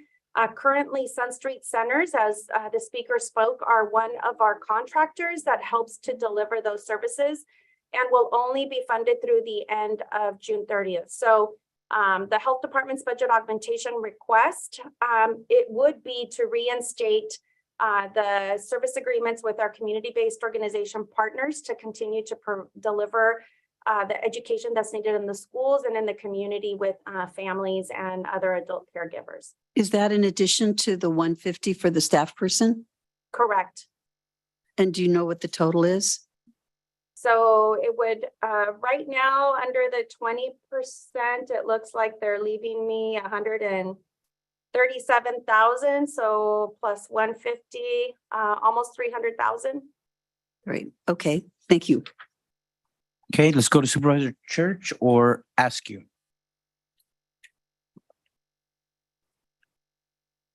Want to go first? I don't hear Supervisor Askew waiting. Yeah.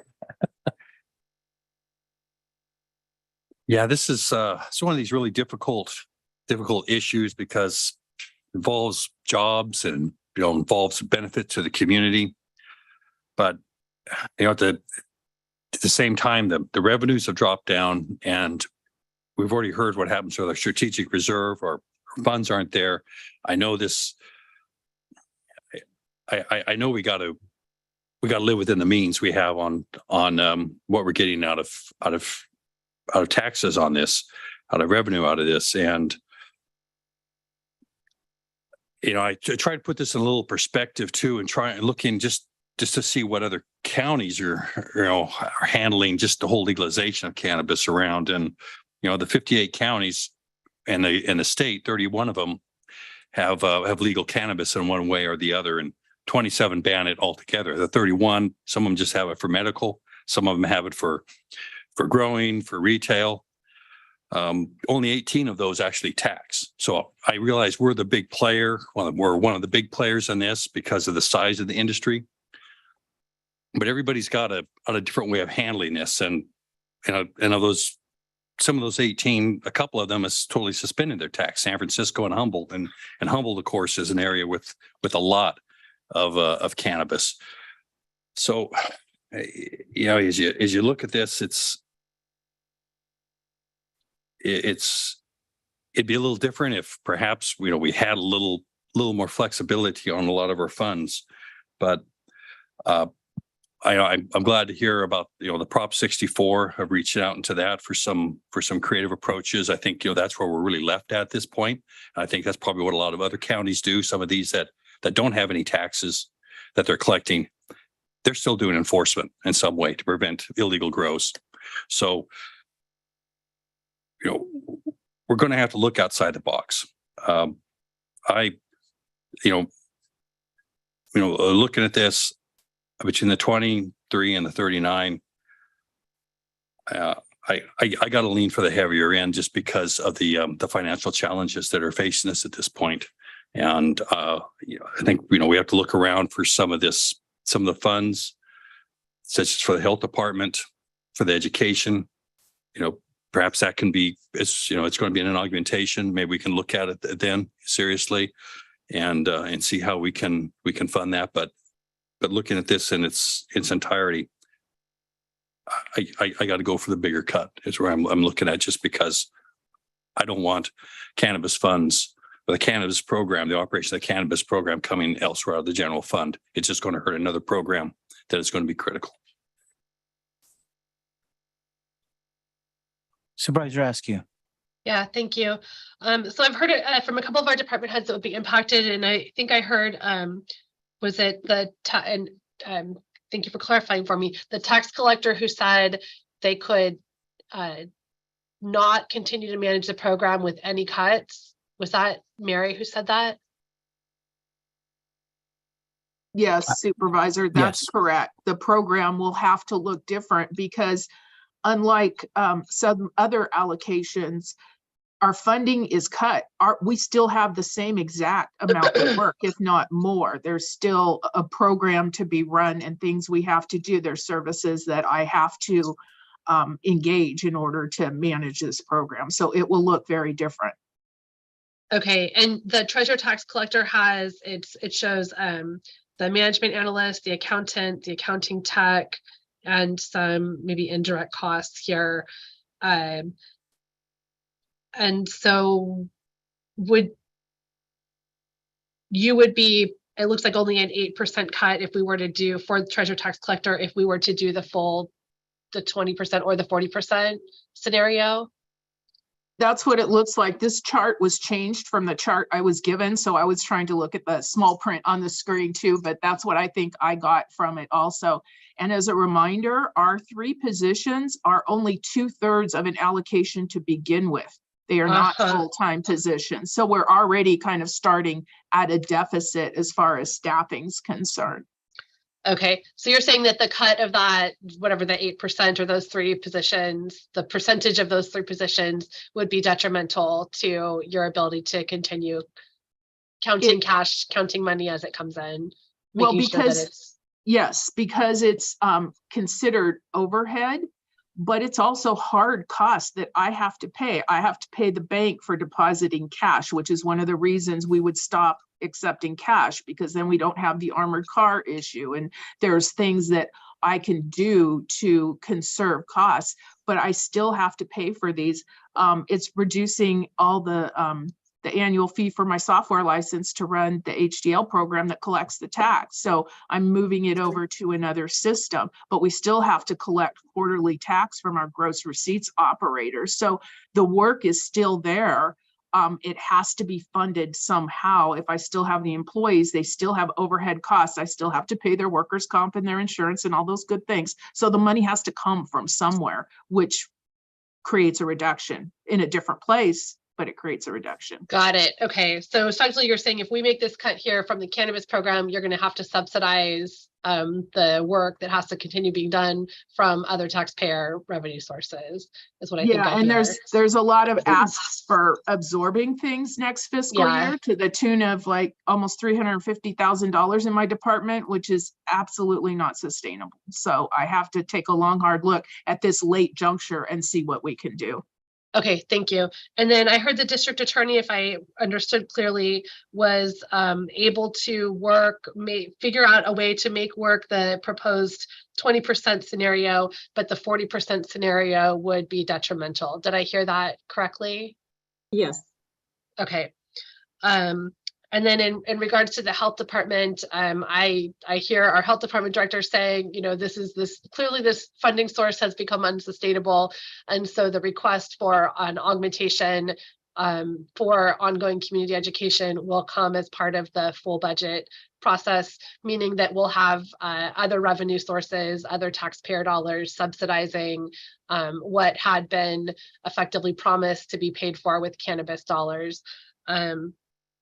So trying to just wrap my head around how do we maintain our department functionality while also making the cuts that are necessary to move forward, because as Supervisor Church said very clearly, if we don't manage the cannabis program within cannabis revenues, it means that county taxpayer dollars from elsewhere will end up subsidizing the cost of running this program. And the way that our budget's been developed for next year, we're going to have to go in somewhere else and make cuts to other programs and services that have had nothing to do with cannabis up until this point. And that's really not fair either to anyone in the county that's working really hard to serve the programs and services that they're supposed to be delivering. So my last question was in regards to the Cannabis Authority. I just want to make sure I'm clearly understanding, there will be some other options available for us to have access to data, but we won't be sure whether or not those are available to us until after August. That may be a question for Joanne. I think she's asking when the metric reader will be available. I think she said June. June. Okay. Yeah. June So 12th. if we- It's going to be announced. I don't know when it will be. Oh, it's going to be announced, but we don't know how long we will actually have access But to the the program. interim director has assured me that she will do everything she can to provide the reports that I have requested in the interim before we get full access. Great. Thank you. Okay, so if we don't renew our participation with the California Cannabis Authority, it sounds feasible that there will be some other way for us to access that data that we've been relying on. Is that an accurate statement? No promises, but a feasible likelihood. I think we can anticipate that we're going to have something, and then we can report back to you on what that looks like and how meaningful the data is and how much work it takes to actually use it. Okay. So having said all of that, I think I'm leaning towards if we're going to make cuts, let's make them once and let's move on and figure out how we readjust. However, having said that, I'm concerned about what I heard from our district attorney being able to only continue functioning if we cut that department to the 20%, and same for our treasurer tax collector. And trusting that we will have keep this all in mind from the community education side as we go into our budget process and consider the augmentation request that'll be on the table at that point. Thank you, Supervisor Askew. And I would weigh in. Similarly, I have the same concerns that our DA and other departments, our tax collector has raised. I think 40% would be responsible. At that point, you're cutting DA investigators, the county the DA relies on, county council direct costs, code compliance inspectors, deputy sheriff operations. I mean, I think that's just way way too much all at once, and it's irresponsible. It would be devastating, I think, for our county employees to carry out their work, but it's also irresponsible for the public to see that we are cutting the program so much that it's going to be hard to provide any oversight over an industry. And it's not just the legal growth that the oversight is required. It's also the legal growth, which we've known when we've done audits, it's underreporting to kind of get away with not paying their fair share of taxes under our county ordinance and under state law. So I think we have to be real about that, because we have actual real examples where that happened and businesses paid significant fines. The question I have, though, is why are we doing this? If we reduce 20% or 40%, what is the next step? Is the county staff then, are we then going to get now another modification of cannabis tax now to reduce it an additional percentage? We already done that significantly. We did it 4 years ago, we reduced taxes 65%. And over the last year or two, we've reduced it several times.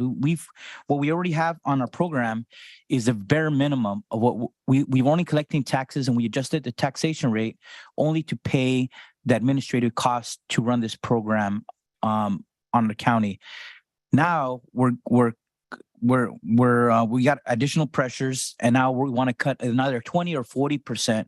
So the question is, are we doing this now to then reduce the cannabis taxes by another 20 or 40%, or will that remain the same?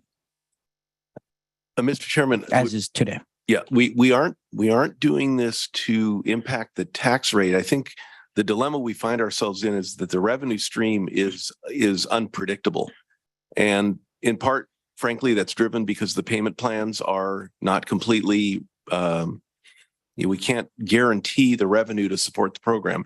And I think what's happened in discussions in the public forum has been that the board, my understanding is the board members are concerned, at least about the fact that the revenue source may be unstable. And we've got a program that appears to be more expensive than the revenue that we can actually count on coming in. That's why I think we're having this discussion today. It would be, I wish it could be more precise, but it really isn't. Right. So at this point, we don't know how much, even under the payment program, we will collect by the end of the fiscal year, because those payments of the fourth quarter will not be due to the Treasurer Tax Collector's Office until July. That's right. But so I just wanted to be clear on that, because if we make these cuts, I don't want to then staff to come, well, now that we reduced it, now the industry is asking us to reduce the taxes even more based on a lower program cost level, because that was the basis what we used to, in the last reduction of cannabis taxes. And the only other thing I would say, I want to agree with our prevention advocates that's important with the health department to keep that in the 150. And the other thing is whether our colleagues would be willing at least to consider the membership of the 28,000 in the CCA if we are going to reduce the amount, the access to the CCA platform moving forward. That would be my other question, because that was requested. We are a founding member. This is a drastic cut. It is going to be a devastating blow to the CCA. Mary Zeeb sat on as a founding board of directors member for many years. Now we have another representative. And as the CSAC representative, I would hate to say Monterey County completely pulled out when their representative that came here today is asking us at least to keep that minimal CCA membership of 28,000. That would be my ask in that. Thank you. Can I understand? I need to understand what the value of the $28,000 expenditure is besides putting our name there. Is that what is the other potential benefit? Because I see that money is money we could shift to these other needs we're talking about potentially cutting. And I want to ask if the representative wants to come and elaborate. Again, he explained it earlier, but maybe he could. But it wasn't access to data. And I think that was No, it wasn't that, the access to data. It was just the membership in the organization. And that goes to, funding the original strategic idea of the counties getting together and working together with respect to cannabis policy. We wanted that to be data driven. So obviously a lot of the organization has been founded around the idea of data access, but it would be to continue to participate in the organization, especially as we, see through at least this legislative process about a larger potential for CCA with some level of state funding to offset the cost to you for the data. DCC has certainly promised this viewer, as they've called it. They've been talking about this for several years. As best I can tell from the descriptions I've been given, it's sort of static data, what we call raw data. And so, if we are successful, then what we will be able to provide is what the platform does, as Joanne calls the Michelin approach, Michelin restaurant approach to data analytics that will help support your program. So it's continuing to participate, at least in the short term, of our effort to do that. So would it be just one quarter, because the legislative session goes to the end of August. Yeah. Bills get signed in September by the governor, early September. So we'll know by then. Yep. So would it be, you're trying to say, at least stay in long enough to know if the legislation it's an gets optics. passed? To be honest with you, it's an optics issue. Right. Our founding mother drops out. It's certainly something DCC will celebrate, and it will be their effort to then argue that CCC is not a viable option for data being provided to the locals. That was the promise of Prop 64, right? Is that the locals would have access to data. And we're 5 years in, and we're still, we've been able to do something about that, but the state has not. So our dues are paid up through June 30. Yes. So $7,000 would take us through End of September. end of September. So at I least feel like $7,000 is not anything we ought to be quibbling over today. And if that's what we want to do, I think we should do that. I would like Thanks to for make that. a few additional comments. Okay, yes, as ma'am. well. Go ahead. So, I mean, honestly, nobody wants to make cuts to any part of our budget. I feel like we are seeing the beginning of what we're all going to be facing as we go through the next budget cycle. This is exactly what we're going to see. I feel that we've got to face the reality that our expenses are exceeding our income in many different ways, not just here in the cannabis fund and the cannabis program. We're going to see it across the board. And I feel it's time for us to really start looking at what we're going to do as far as really making some changes. It's not going to be easy. I think as we've watched the cannabis income go down, our expenses have continued to just burgeon. I feel like it's the first time that we're looking at the budget at this point as seriously addressing the future.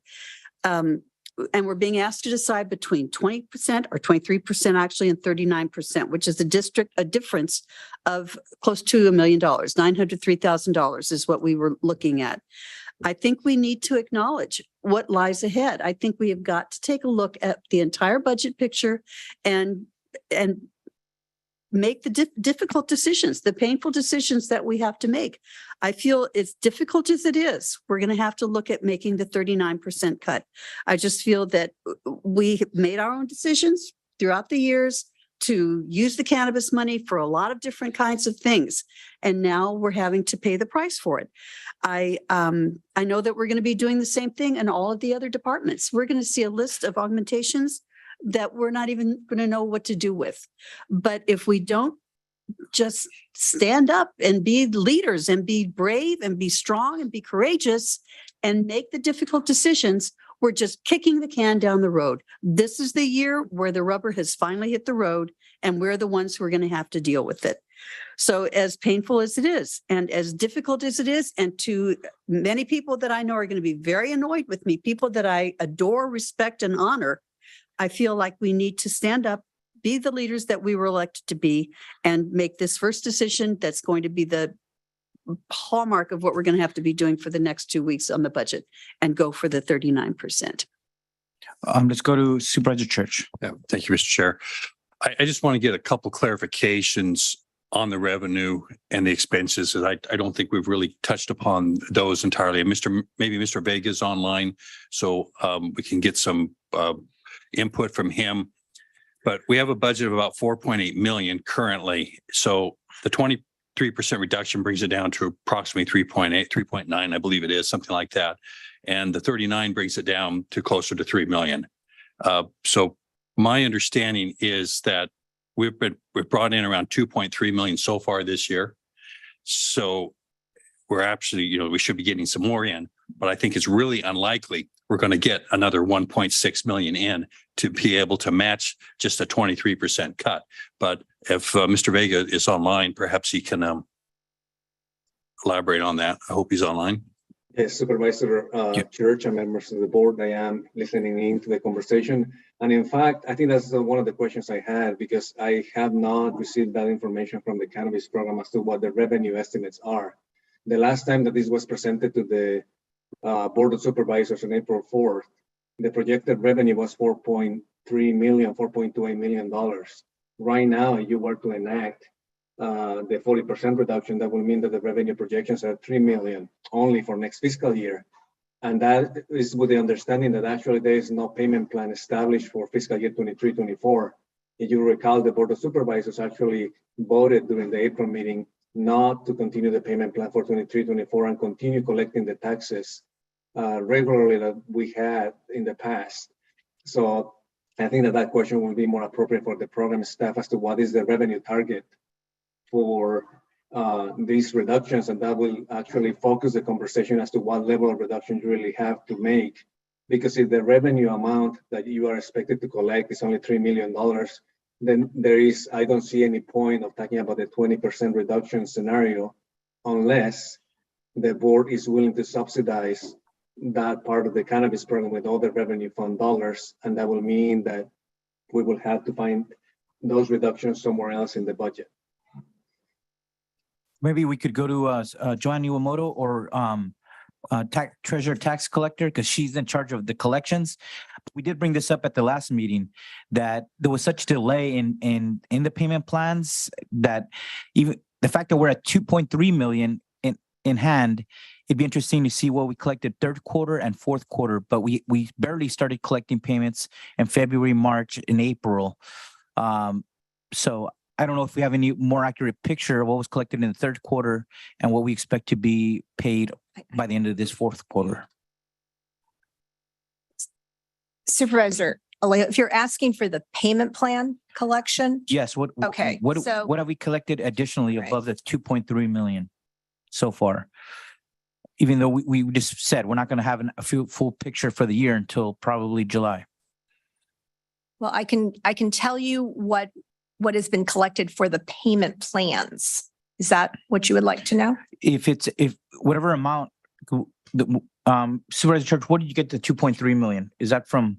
I try to remember where I heard that, Okay. but I heard that was what I thought I guess what I'm looking for is It how is. much revenue have we had so far? So far. That's the big question. So, And what do we project? okay, so at the last board meeting, it was decided that the auditor controller would report on the commercial cannabis revenue that has been collected. And I do know that the auditor controller's office is working with the treasurer tax collector's office, and they are trying to figure out the process so that they can accurately report. But I can tell you for the payment plans, for the 21-22 payment plan, what was owed was 1.458 million. What's been paid is 648,000. 224 was defaulted on. For the 22-23 payment plans for quarters 1 through 3, the total amount due is 2.1 million. We've collected 471,000. Now remember, the 22-23 payment plan must be collected by the end of this calendar year. It was only the 21-22 payment plan that the board approved a 3-year extension. Of the 19 operators who are on that plan, 10 of them have requested to transition to a 3-year payment plan. So what's the total taxes that are remaining for both plans, regardless of when we're going to collect it, is around 2.2 million. Of a figure, Supervisor Church, that you had mentioned, that is accurate. But what's included in that number is part of these payment plans that the auditor controller and treasurer tax collector, they're trying to weed out so they can give you an accurate number. As of today, if everything stayed the same and we had the same number of operators cultivating, the anticipated revenue for 22-23 should be about 5.3. But again, because some of them are on payment plans and some of them are paying quarterly, it's hard to kind of say what the revenue will be. But I think that's the figure that you can probably use going forward. Once everyone starts paying their quarterly installments for next fiscal year, it should be around that 5.3 mark, because I do not anticipate that the board's going to be approving another decrease in the rate. Thank you. You're welcome. Let's see, Supervisor Adams, Church, ask you any last comments, and then we'll go to Supervisor Lopez. I do have one last comment to piggyback on your statements about having the program cost be directly connected to the taxation amount. And I want to just very clearly state that I think that at the very least, we need to be charging taxation to cover the cost of the program. However, these reductions in the program, I do not think that there should be any correlation with and a subsequent reduction in the taxation. I think that the taxation issue is a separate issue for conversation, and we're going to need to, once the industry begins to recover, we're going to need to have a conversation about how to bring that back into alignment with the voter expectations that were passed, or go back to the voters and tell them we want to reset expectations. But I do not see this reduction, whatever reduction we make today, as being tied to any kind of additional reduction in taxation for the program. I just want to be very clear about that. Thank you very much. And before I pass it to Supervisor Olson, my last comment would be, I don't think it's leadership just doing reckless slashing of county services. To the 40% for me would be reckless and irresponsible. I think it's harder when you as a policymaker, when you look at what your county staff is telling you, when you look at the industry and try to find a balance. So you could carry out doing a good job in administering the industry, but also taking into account some of the perspectives from our cannabis stakeholders. And I think when you listen to both sides, you make a better decision, try to find a compromise, come to a common ground. And that's why I believe we should stick to at least keeping the damage to our staff and the work that they do. That's important. By going with only the 20%. Thank you. And I'll go to Supervisor Lopez. Thank you.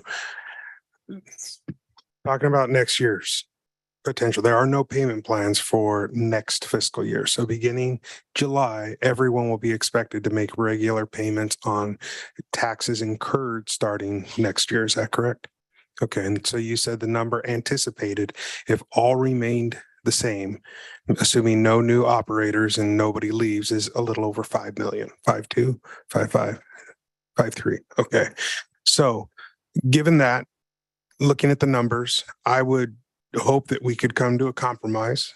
And that compromise for me is at 30%. We've given a lot of direction here. Now, we've given a lot of direction here. We know that there's going to be requests made of this particular budget from Health Department. We've heard a lot of support for the education piece. Some of those pieces need to be included. We've heard from the Treasurer Tax Collector and heard a lot of support for the fact that she cannot operate with any cuts. So given the direction that we've heard from the dais, if we go with the 30% reduction, and I'm willing to include one more quarter of the CCA membership fee as requested, then again, this is general direction because of the way this is agendized. I think we can get to a point where the program cost will be about 3.35 million. That gives us wiggle room if numbers don't come in where we anticipate next year. There's a realistic cushion given what still needs to play out in the market. And I will commit as the chair of the cannabis committee at this time that we're not going to bring back more requests. We've heard from the majority of the board that there is not a request to further reduce taxes. That will not be back before you. There will not be additional requests for those measures. At this point, we're saying the chips are going to fall where they're going to fall, and let's watch this play out. We've done what we can do. And so at that, I think at 30%, it gives staff one more opportunity to come back to us during the budget process with what they would do with that 10% in between, given our comments made today. And I'm hoping that's a compromise we can come to. Supervisor Lopez, as the other member of your cannabis committee, if you were making that in the form of a motion, I would be delighted to second that. I would look to council about whether that's appropriate at this time. Mhm. The agenda item calls for direction to staff as appropriate. So you're giving direction to come back during the budget process with those proposed reductions. Correct. Yes, I'll make that a motion. Okay, you already moved, seconded by Adams. Any further discussion on the motion? I would just say this is a motion I cannot support. I support 20%, and I'm not going to cut critical staff any further. There's no further discussion. Madam Clerk, we could call for the roll on that motion that provides that direction. Supervisor Church, Aye. Supervisor Lopez, Aye. Supervisor Askew, Aye. Supervisor Adams, and Chair Supervisor Alejo. No. The motion carries 4-1. Okay, I'm going to go to our CAO comments first. Agenda item number 11. I just want to say thank you, Supervisor, for including and recognizing the work by the individuals involved in the January and March storms this year.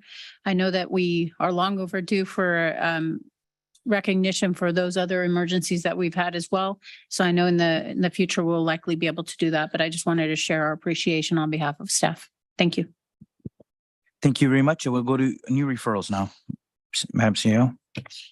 There's two referrals. One of them is Chairman Alejo. It is for the East Salinas District 1 office, and that is to modify the referral from 2022 to include the dollars to identify an office.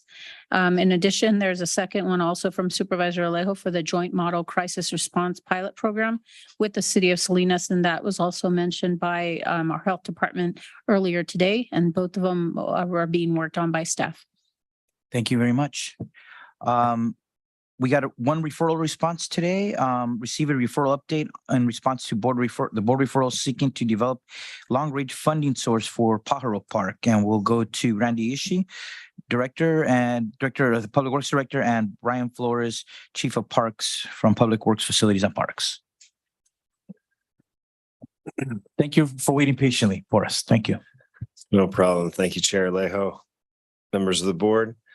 If my staff would please pull up the presentation.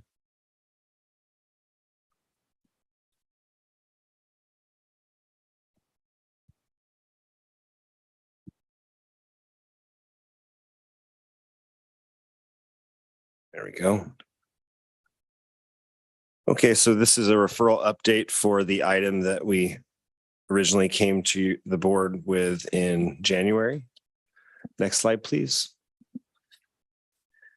The presentation overview, we'll go over the referral 2022.23, the process that we've been following over the past few months, history of the Pajaro Community Park, and possible funding options, and followed up by questions and comments. This presentation won't change very much from what you've seen in the past because the options unfortunately are limited.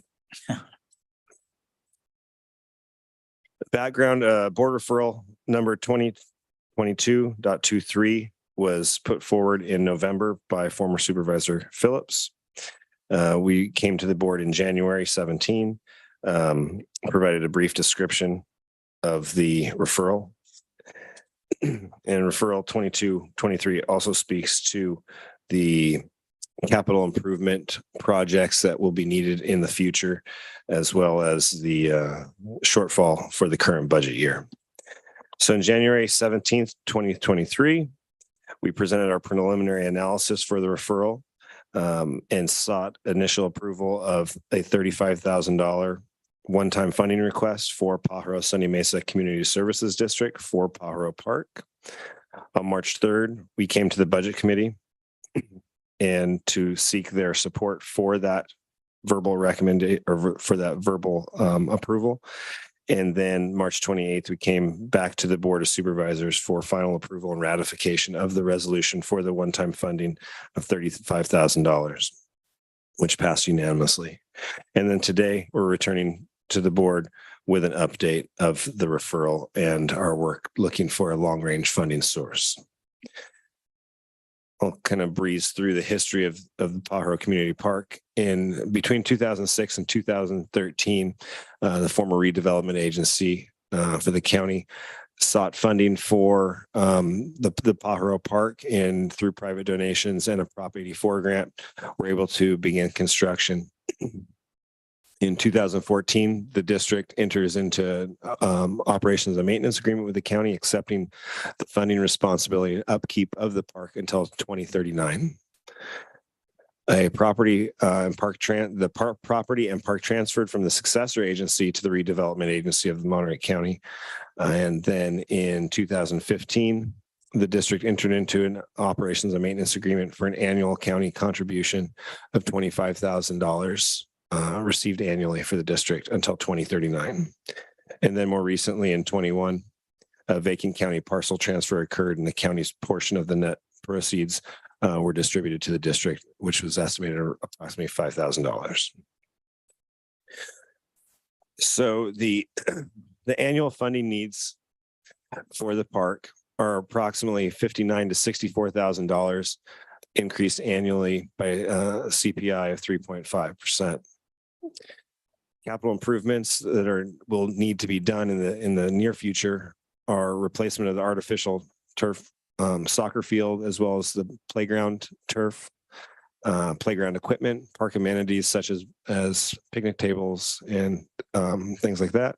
Repair and replacement of hard surfaces such as the parking lots, the sidewalks, things that may not have been figured into the initial costs of the capital improvements. An engineer's report would be beneficial to detail the park amenities lifespans, the annual maintenance costs, and the replacement values of those park amenities. So as we go to the possible funding options, I'd like to first mention that the Department of Public Works, Facilities and Parks did put forward a proposal for the replacement of the artificial turf soccer field for approximately $500,000 with the federal community project funding through our federal legislators. Unfortunately, it did not make it through. So we will try again next year on behalf of the district if that's the direction that the board decides to go in. So option A was the short-term one-time county contribution of $35,000 to help the district meet their immediate needs for fiscal year 23, the shortfall for their operations and maintenance. That did pass, so we did complete that portion of the referral. As we move into the long-range funding options, unfortunately, as I stated, there's not a whole lot of options in the grant world, especially.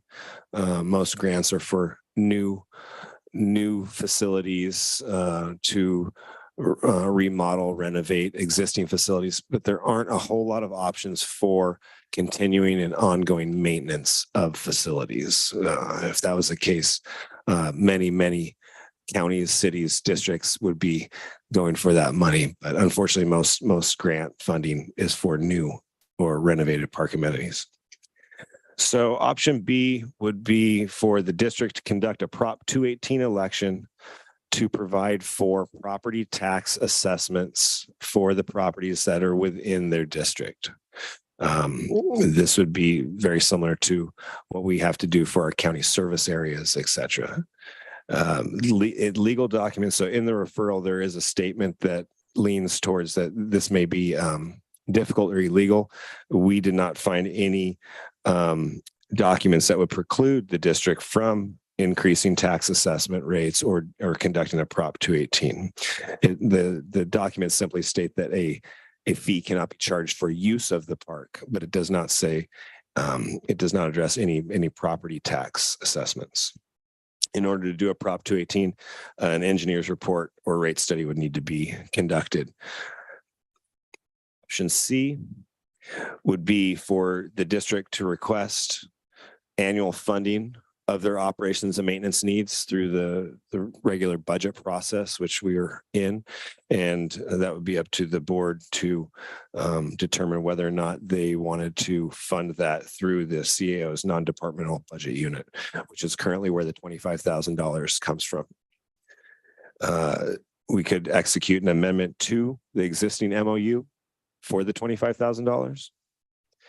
However, this would be a reduction to funding for other county services and departments. Option D would be for county parks to assume the funding, operations, and maintenance of the park. This is, however, the most costly option. We're talking about staffing augmentations, fringe benefits, insurance, retirement, etc. It could possibly also include additional funding of $100,000 to $200,000 for vehicles, tools, and supplies, depending on what the district currently has, and if some type of agreement would be needed to be entered into to take over those supplies and materials. This option could also have some potential legal and liability issues, as the property would still be owned by the district and the county would be taking care of it, even though the district is a non-dependent district of the county. And that wraps up the presentation. Unfortunately, I do not have any new information. We've been researching the different funding options, and unfortunately, we cannot locate any for continued operations and maintenance. Thank you very much. We'll go to county council. Thank you. I don't mean to quibble with my good friend, Mr. Flores, but this is not property tax assessments. This would be a special benefit assessment. It appears on the property tax bill, but it's not a property tax. Correct. Okay. Yes. Yeah, and then just on that point, in light of what Pajaro just went through, it's not, timing isn't right for that option for 218 or any type of property tax assessment. We had conversation just about the sewer costs, and that's being deferred as well because of the dilemma the community is in the aftermath of the flooding that just occurred. So that just be real about that option. But let's bring this back to the board. We'll go to Supervisor Church first, because this is his district.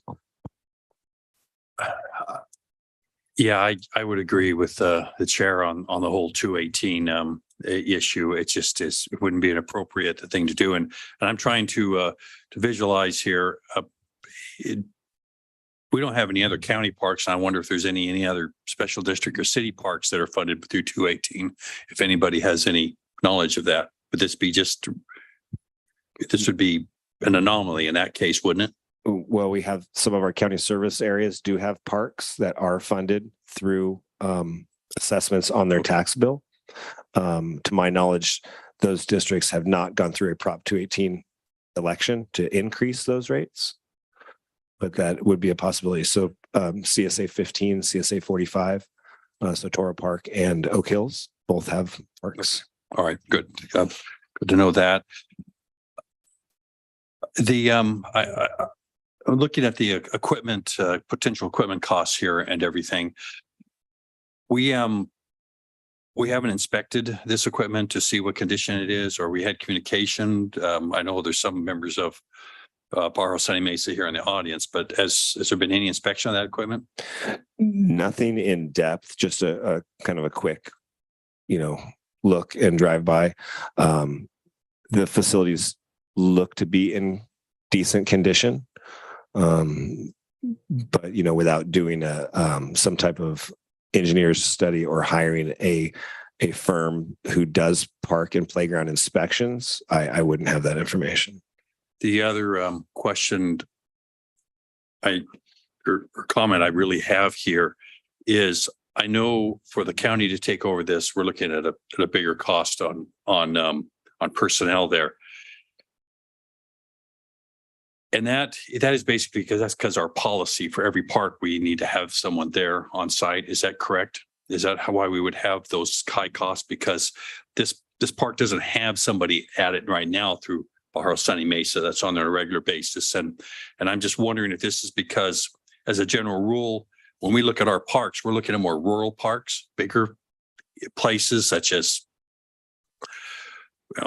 Toro or wherever it may be. This is more of an urban setting, really, of a park, and you don't see the city of Salinas having to have I don't think the city of Salinas does anyway, has somebody at Central Park permanently, for example. And so I just wonder, why do we have this that two full-time personnel inside there as a potential cost if we do take it over? So different parks jurisdictions do have different staffing levels, and I wouldn't say that the city of Salinas does not have, staffing, full-time staffing. They do. They're typically rotating to different parks per se, but most of our parks that we currently have that are county parks require full-time staff being there 7 days a week for, reservations, for operations and maintenance, things like that. We typically try to staff our parks 7 days a week so that members are available, but we would have to look into the operations of the park itself. But I can't really speak to the current operations of the district. It's not our park per se. So other than what I have on paper, I couldn't address that without actually seeing how the operation takes place. Yeah, and I think that's the point I'm trying to make there is that, yes, the city does have a park staff, but they rotate. And that would, I don't see that as the option proposed in here under, I think it is option D. So, as I look at this, I wish there's a little better communication between us and Barrio Sunny Mesa. I'm not throwing blame on either side out of this, but I think there's several questions here that could have been helpful to be answered. My other question, and it's really actually goes to more to Barrio Sunny Mesa, because I know there was, when this was put forth in 2014, there was a 25-year plan to fund this, and it was already falling apart just after a few years. I understand a great deal of that had to do because there was intention to be a lot of community involvement into there and fundraising. I would really like to see if maybe you could speak to that about what happened with that funding. Why did that fall apart?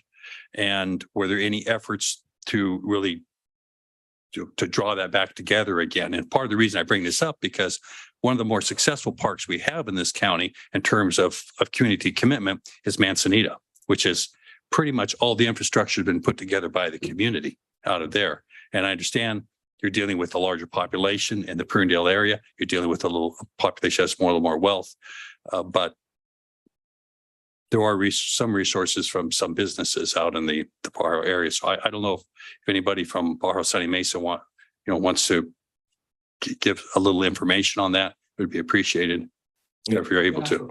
I'm gonna ask for them to come up after we get the first round of questions. Okay. And Chair, if I might, yes, just address. So in two of our county parks, Jack's Peak per se, we unfortunately do not have any staff right now. We are asking for some augmentations for that as well as forward orders. So we do have parks that are understaffed. Relocating current park staff, say from Royal Oaks or Toro, would not be an option. Okay. Well, since we're on the topic, I want to come speak now. As part of the presentation, our representatives from Barrio Sunny Mesa. And just to be clear, it's not just one park that you administer for us. It's three in Pajaro. It's a Cayetano Park and Cortez Park in honor of our two young victims who died there, 94. Well, my name is Sandy Copeland. I'm one of the members of the board of directors. Good. Hold on the mic just so we could hear you clearly on Zoom for people hearing from home. Thank you. So my name is Sandy Copeland. I'm on the board of directors of the Sunny Mesa Community Service District. And this is my 6th year. When I joined the board, the park was already established. Monies that were promised through the redevelopment agency dissolved when the redevelopment agency went south with the rest of the redevelopment agencies in California.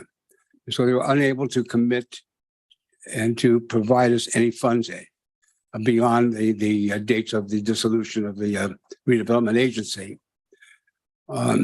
at the beginning of the establishment of the park, a number of the board of directors went to the major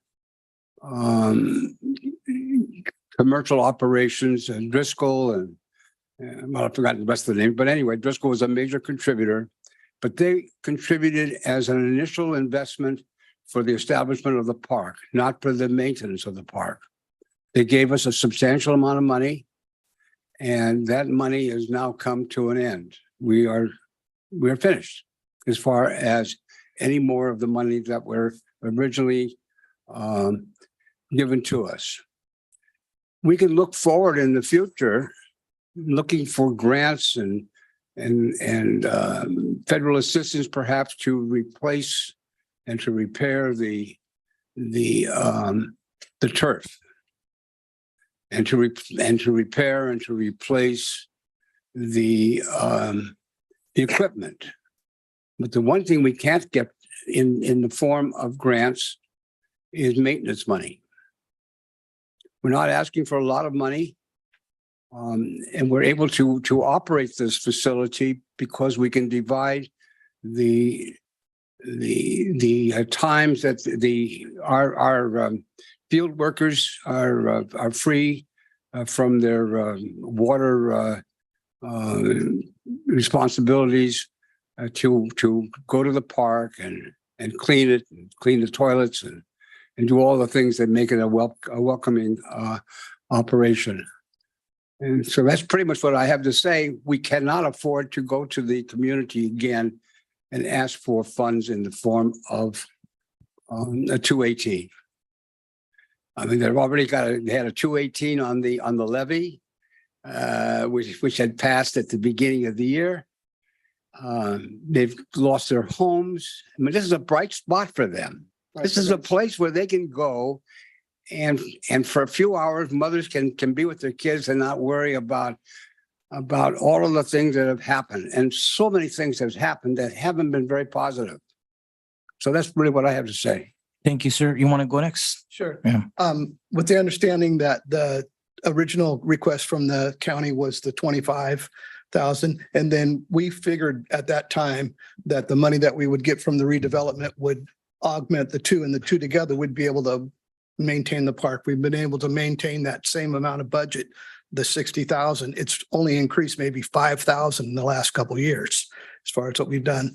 And as you well see, it was highlighted on the TV all through the flood area, and it was all the agencies kept it open as far as they used it for their facilities to help out. And even now, the mothers are people are still in the park. There was a study, I think it was in 2017 when the park opened, that the crime in Pajaro was reduced, and it's definitely related to that park and that place where the people could go and spend time outside. It is a very dense populated community, and it's very tight woven, and they spend a lot of time in that park. Thank you very much. Thank you for being here today. I want to express our gratitude to your board and to all your staff for being partners with us and serving the people of Pajaro. Very much appreciated. Thank you. Let's go now. Bring it back to other supervisors. Supervisor Adams. Thank you. Yes, thank you very much for your comments. It was very helpful and very absolutely really just right on. I completely agree. There is no way that we could ask the residents to do a 218 vote. That's just absolutely, it's an insult, I think, and would not be a good idea. I also liked your approach to getting a grant for the turf, and probably the same thing for the equipment, and maybe even a local fundraising effort toward the equipment replacement. But I was wondering, and I don't know whether this would be a question that I should address to my county colleagues here or to you, but has there been any effort to outreach to either the County of Santa Cruz or the City of Watsonville to share the ongoing maintenance expenses with us in Monterey? We've had so much collaboration, and we've been very generous to the people of Watsonville, particularly when I think about the work that we did, the grants that we made to the hospital. Perhaps there would be some hope that they would agree, because I can only imagine that the park is not used just by the people of Pajaro. I would imagine that there are many people who enjoy the park who come over from Watsonville or from the county of Santa Cruz to enjoy it. So I wanted to know if there's been any effort to reach out to see if they would agree to co-share, to, partner with us on the expenses of maintaining the park. Do you know if have we made any effort at that, Brian? I have not reached out to the county of Santa Cruz or the city of Watsonville. Do we have a good relationship with the Parks District over there? Do you know? I don't have any reason to think that we do not. So That's a good answer. Good answer. My hope is that we would take a look at that. I think that might be a resolution. The logic about that would say, well, then we would charge Pajaro residents for using our parks, right? So the county should contribute to using all the parks they have, which are near the river and beyond. Anyone else? Supervisor Askew or Supervisor Lopez? Yeah, I think the only option long-term that I'm seeing is consolidation. I mean, the way I'm looking at this, if we're being realistic and saying that it's never going to be the right time, which I kind of heard that it'll never be the right time to do it to 18, and we're just going to keep upping our contribution over time, I think that's concerning to me.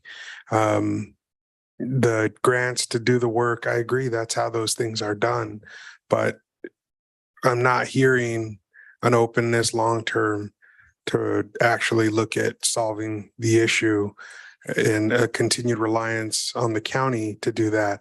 I think it would make more sense, even though it might be more costly up front, to look at absorbing this infrastructure.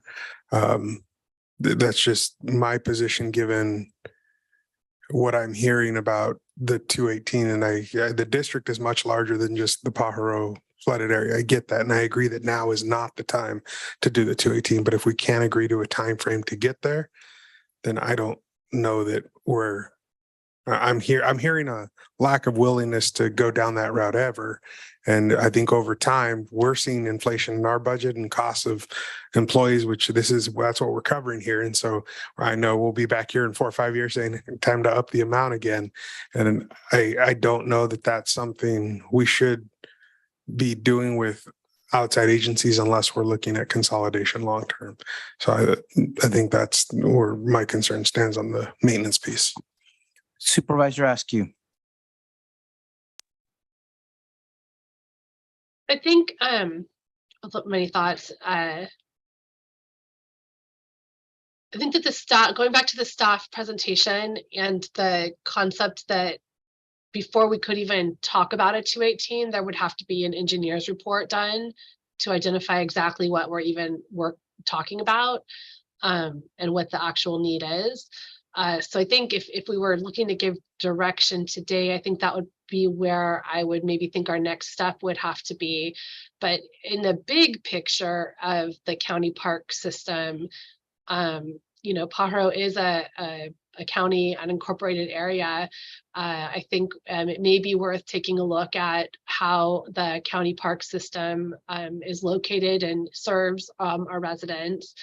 I think that the ideal staffing for all of our parks is one thing, and the reality of what a minimum staffing level is a different thing. And we need to, I think, again, have some realistic conversations about what is realistic, sustainable staffing required for all of our parks. We have quite a bit of parkland out at Fort Ord that has 1.5 million visitors that pass through it on a annual basis. We don't have any staffing that's on site, and it's generally speaking okay. We do have a need to have some of the trailheads maintained. We do have a need for some restroom facilities to meet the needs of visitors who come through that site. So as we move forward, I think the next step in my mind is to direct staff to proceed with the engineer's report, recognizing that it may well be, if this park is going to continue to be accessible to the residents, that it may be something that we need to think about incorporating into the county park system.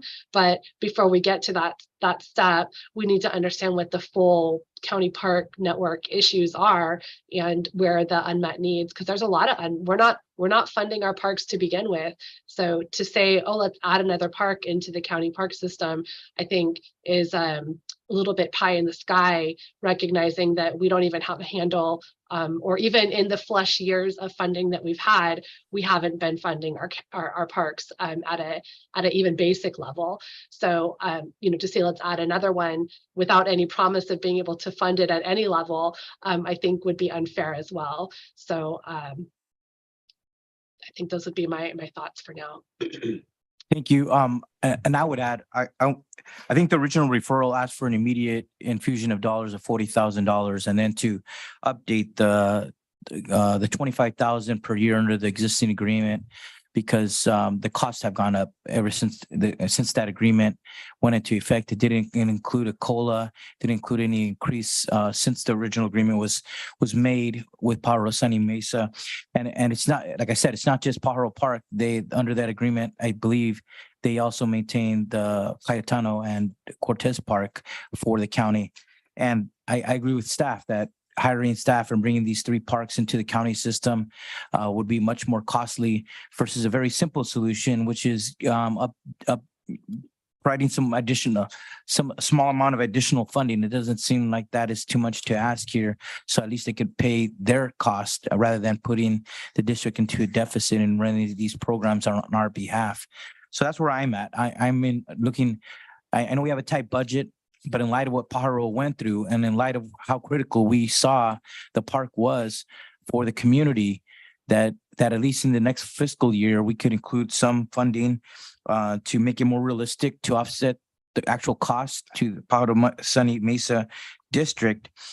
And then on top of that, I would say kind of what wasn't mentioned by staff is where our other county resources. For instance, we had in last year's budget, we had put $50,000 aside for our grant writer to look for additional funding opportunities. That's where I think, and I think we haven't really even utilized that for additional grant opportunities.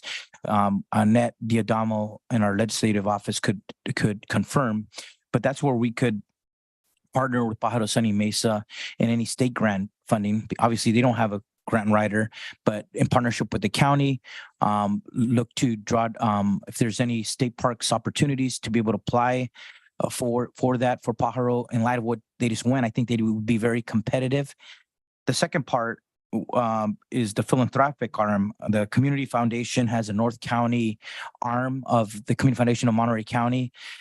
Certainly those conversations with Dan Baldwin to see if there's interest in light of what Pajaro went through, to see if some of their North County funders would be willing to set aside some money to help fund some of the needs at Pajaro Park.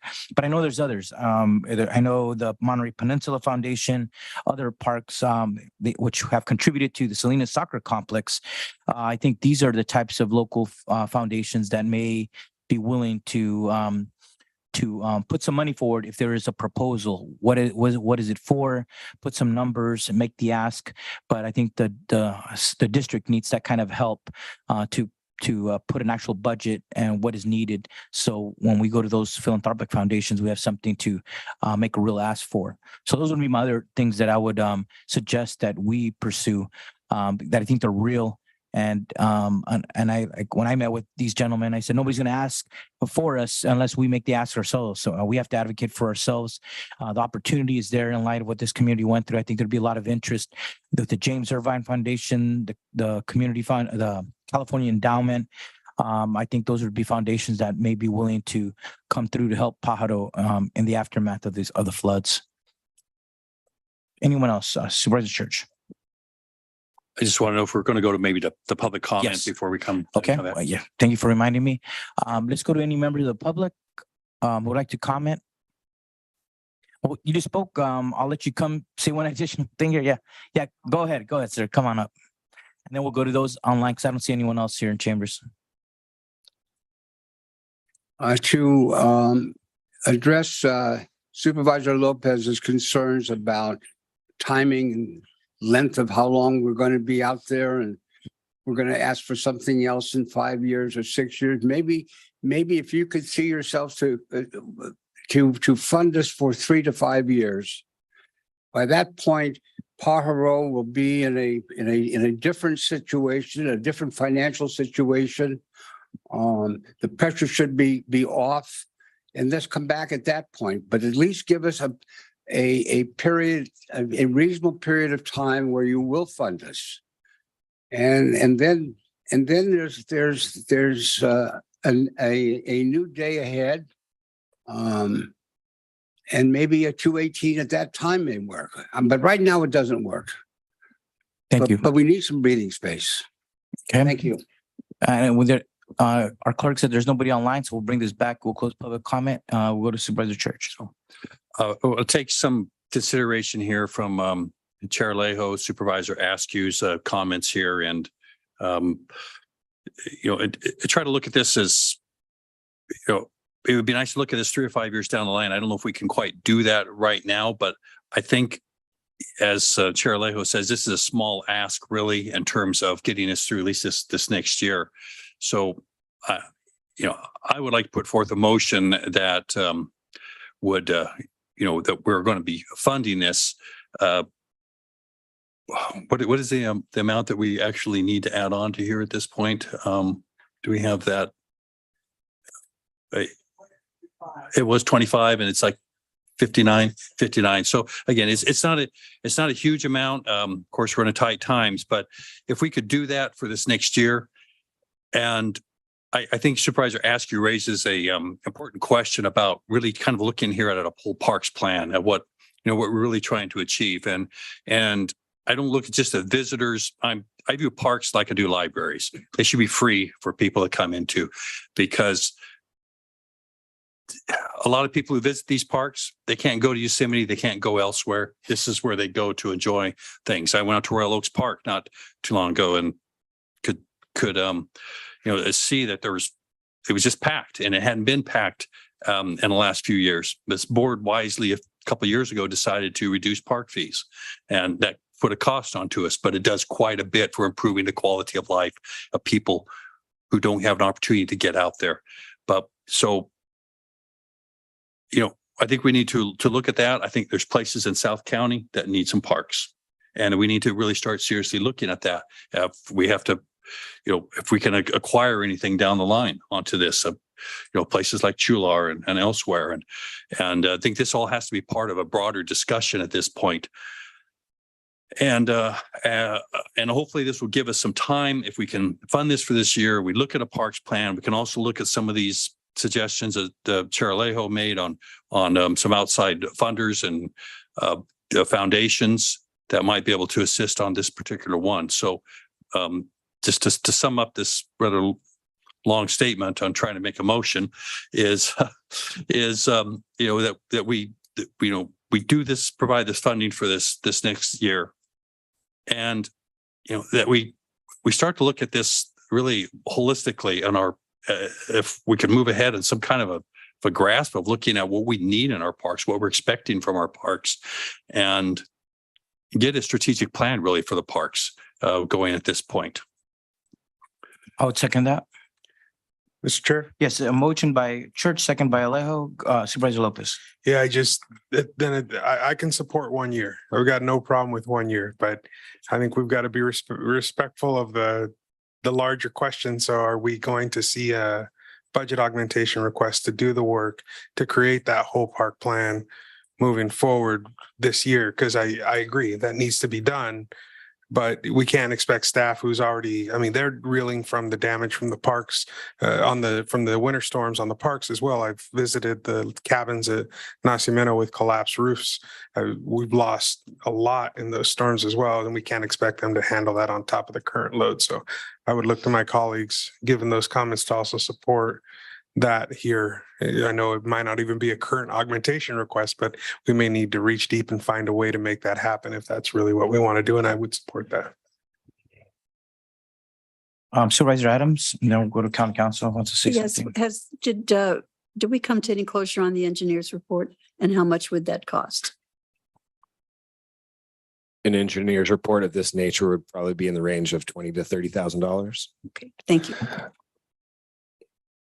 And County Council, you want to make a clarification on the number? Yes, I just want to make clear that the motion is to fund it at the $59,000 level next fiscal year. Okay, is that the motion? Second for that clarification. Let's see, if there's no other comments, there's been a motion and a second.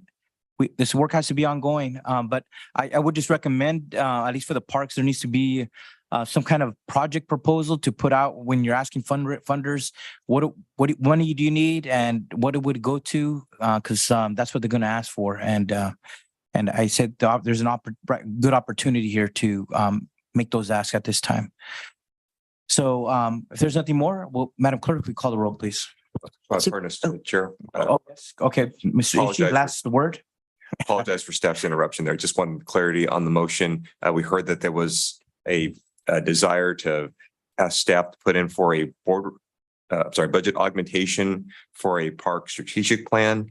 I wasn't sure if that was part of the motion or if that was something for the future. So if we get some clarity on that, please. It was not, but that has an additional cost implication, as staff pointed out. Yeah. I believe Supervisor Lopez was requesting as sort of a friendly amendment. Yes. So, and just so I'm clear, so an augmentation for the upcoming fiscal year for Monterey County Parks strategic plan, which would not include Pajaro Sunny Mesa. They're not part of this park system. Correct. Is that okay? Sorry. Wait, I mean, that's a total separate issue than from what is agendized today. But it was the conversation that came out of that in terms of, I mean, again, we don't have a number or something we're formally voting on, but we're asking that it be brought forward as part of consideration, given the conversations that we're constantly having around parks and the lack of investment and lack of access within our communities, especially in southern Monterey County and North County, as we've heard. But that I would ask our county council, because that's not an item that we agendized, that we're going to be considering taking action on a master plan, which isn't part of this referral. So, Chair, one of the options was to bring the park into the county's park system. And so I think it's an appropriate request as a friendly amendment to do a strategic plan to assess the possibility of doing that. It is 3 parks. It is 3 parks.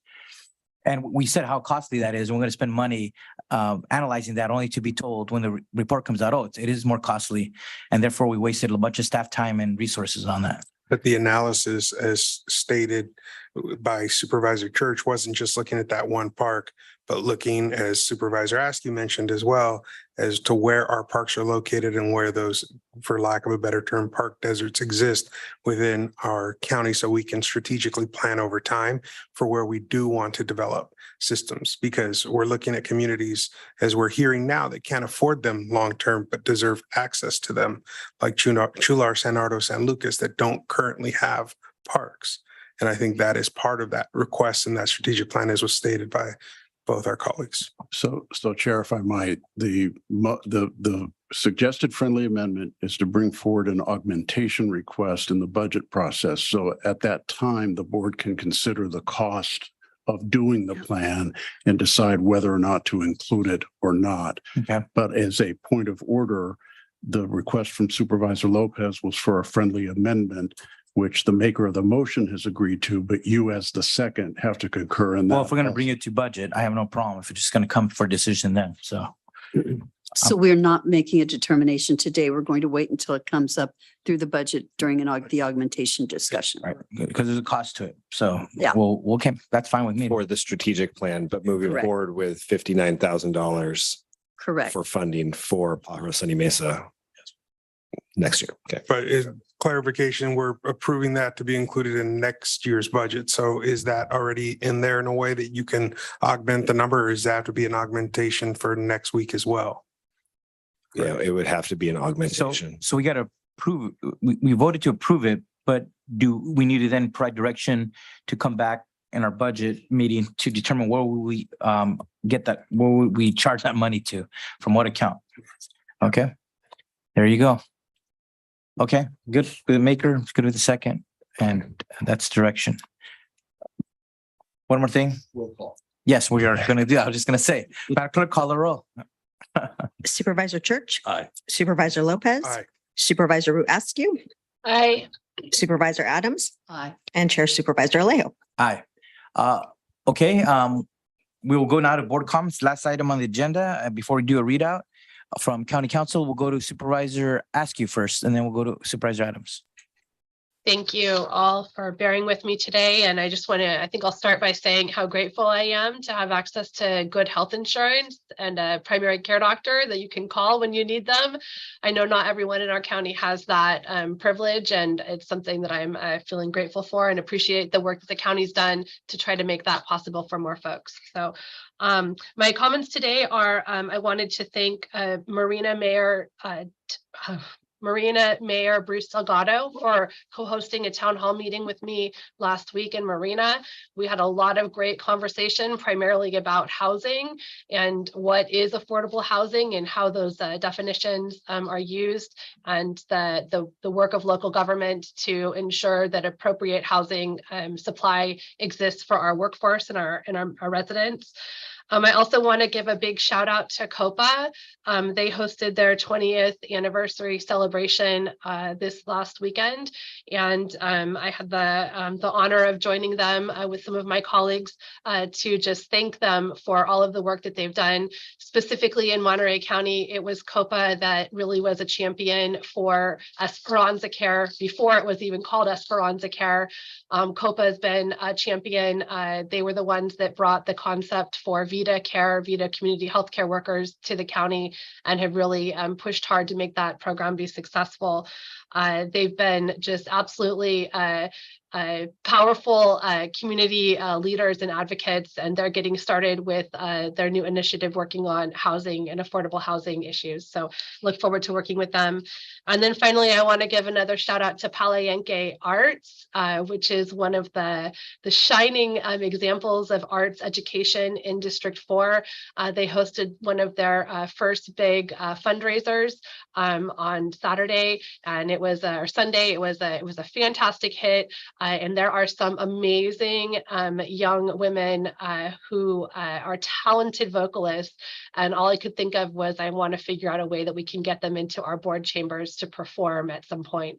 They've got bright futures ahead of them. Those are my comments. And again, thank you for accommodating me virtually today. Yeah, thank you for joining us. Hope you get better. Supervisor Adams. Thank you. Just quickly want to say that on Saturday, June 3rd, Monterey will be celebrating its 253rd birthday at La Merienda, which is the birthday party that is held at the Memory Gardens. It's a wonderful event and a wonderful opportunity for us to be conscious of the absolute age of parts of our county, including the beautiful city of Monterey. Supervisor Lopez. Thank you, Mr. Chair. Just want to thank everybody who came out to the Salinas Valley Fair. It was a wonderful event, and the auction on Saturday was once again the highlight. I want to thank all the parents who helped get their kids there to participate. And most importantly, one more shout out to the community of Gonzales, specifically their 4-H Lamb Club. For those who don't remember, a few months ago, there was a tragedy where a gentleman with mental health issues decided to do harm to the kids' animals where they were stored there on the high school campus. They were able to scramble and throughout the state pull together replacement lambs, and those kids were able to show and sell their lambs this weekend at the fair. So that was a great highlight for the community to see that all come together. And the fair board president actually stopped the auction and retold the story for everybody before those animals went up on the block. So it was a great opportunity to remember that resiliency, which is an important part of the lessons that come through 4-H and our local agriculture community. Just want to continue to thank our public work folks who continue to be out there in the middle of it all, especially out in Arroyo Seco, and partnering with us to make sure that the community has the latest and the greatest in information.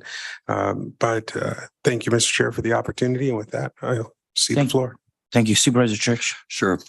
Thank you. I didn't have any comments last week, and I was scolded by this supervisor's supervisor, also known as my wife, after that. So I won't make that mistake again. I do want to mention a few things that did happen last week and things that are coming up. There was a fundraiser by the North Monterey County Foundation at Rancho Cielo, which also is one of the potential sources for some help in our previous agenda item. last Saturday was rather busy. There was a party at the Plaza in Castroville, which had well over 100 cars out there, and it was a really great event. Really good turnout. There was also the Historical Society had a open house for its new history library that will be developing, which they're making good progress on that. I was also at the COPA event as well. And coming up to tomorrow, we're holding a town hall in Baranda. Hope it's a dual immersion school, I believe, is where it's at. I hope anybody in the community will come there.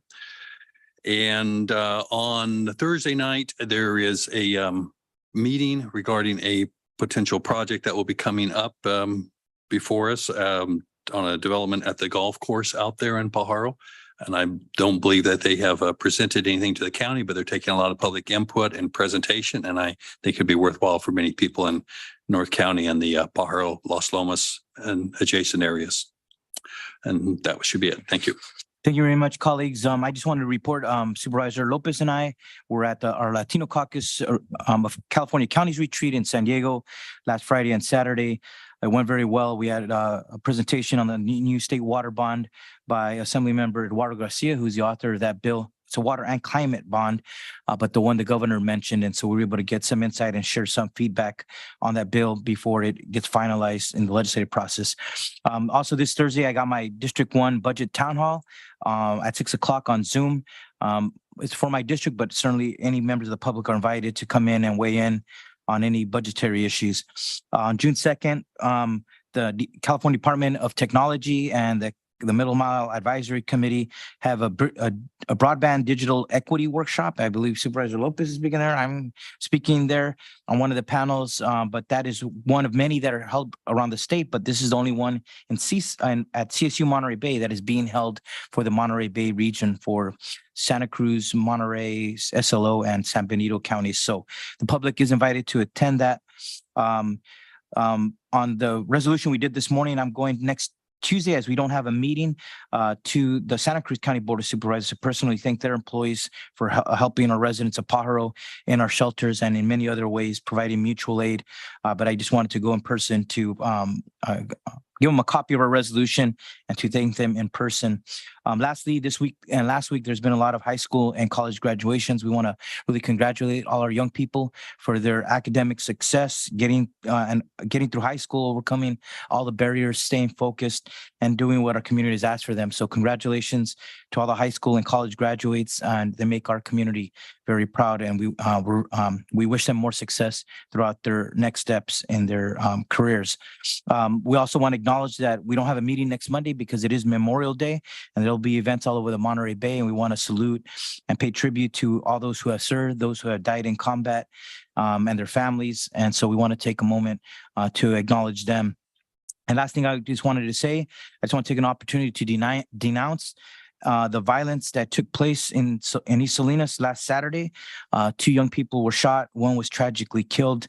A stray bullet hit a mother who had just celebrated her 40th birthday the night before, and she was making breakfast for her family, and that stray bullet has hurt her and paralyzed her. So I just want to express my condolences to the family and those injuries to their beloved mother, and also to this young person who lost his life tragically to senseless gun violence in our community. And I want to urge our community that if they know any information, saw anything, please report that to the Salinas Police Department to bring those responsible to justice.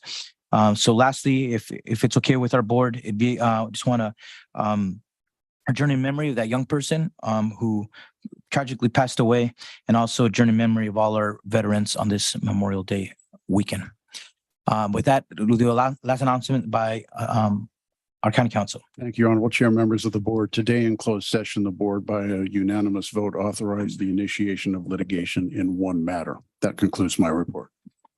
Okay, with nothing more, we'll adjourn. Thank you very much. Adjourn in memory of our veterans and our victim of violence in Salinas.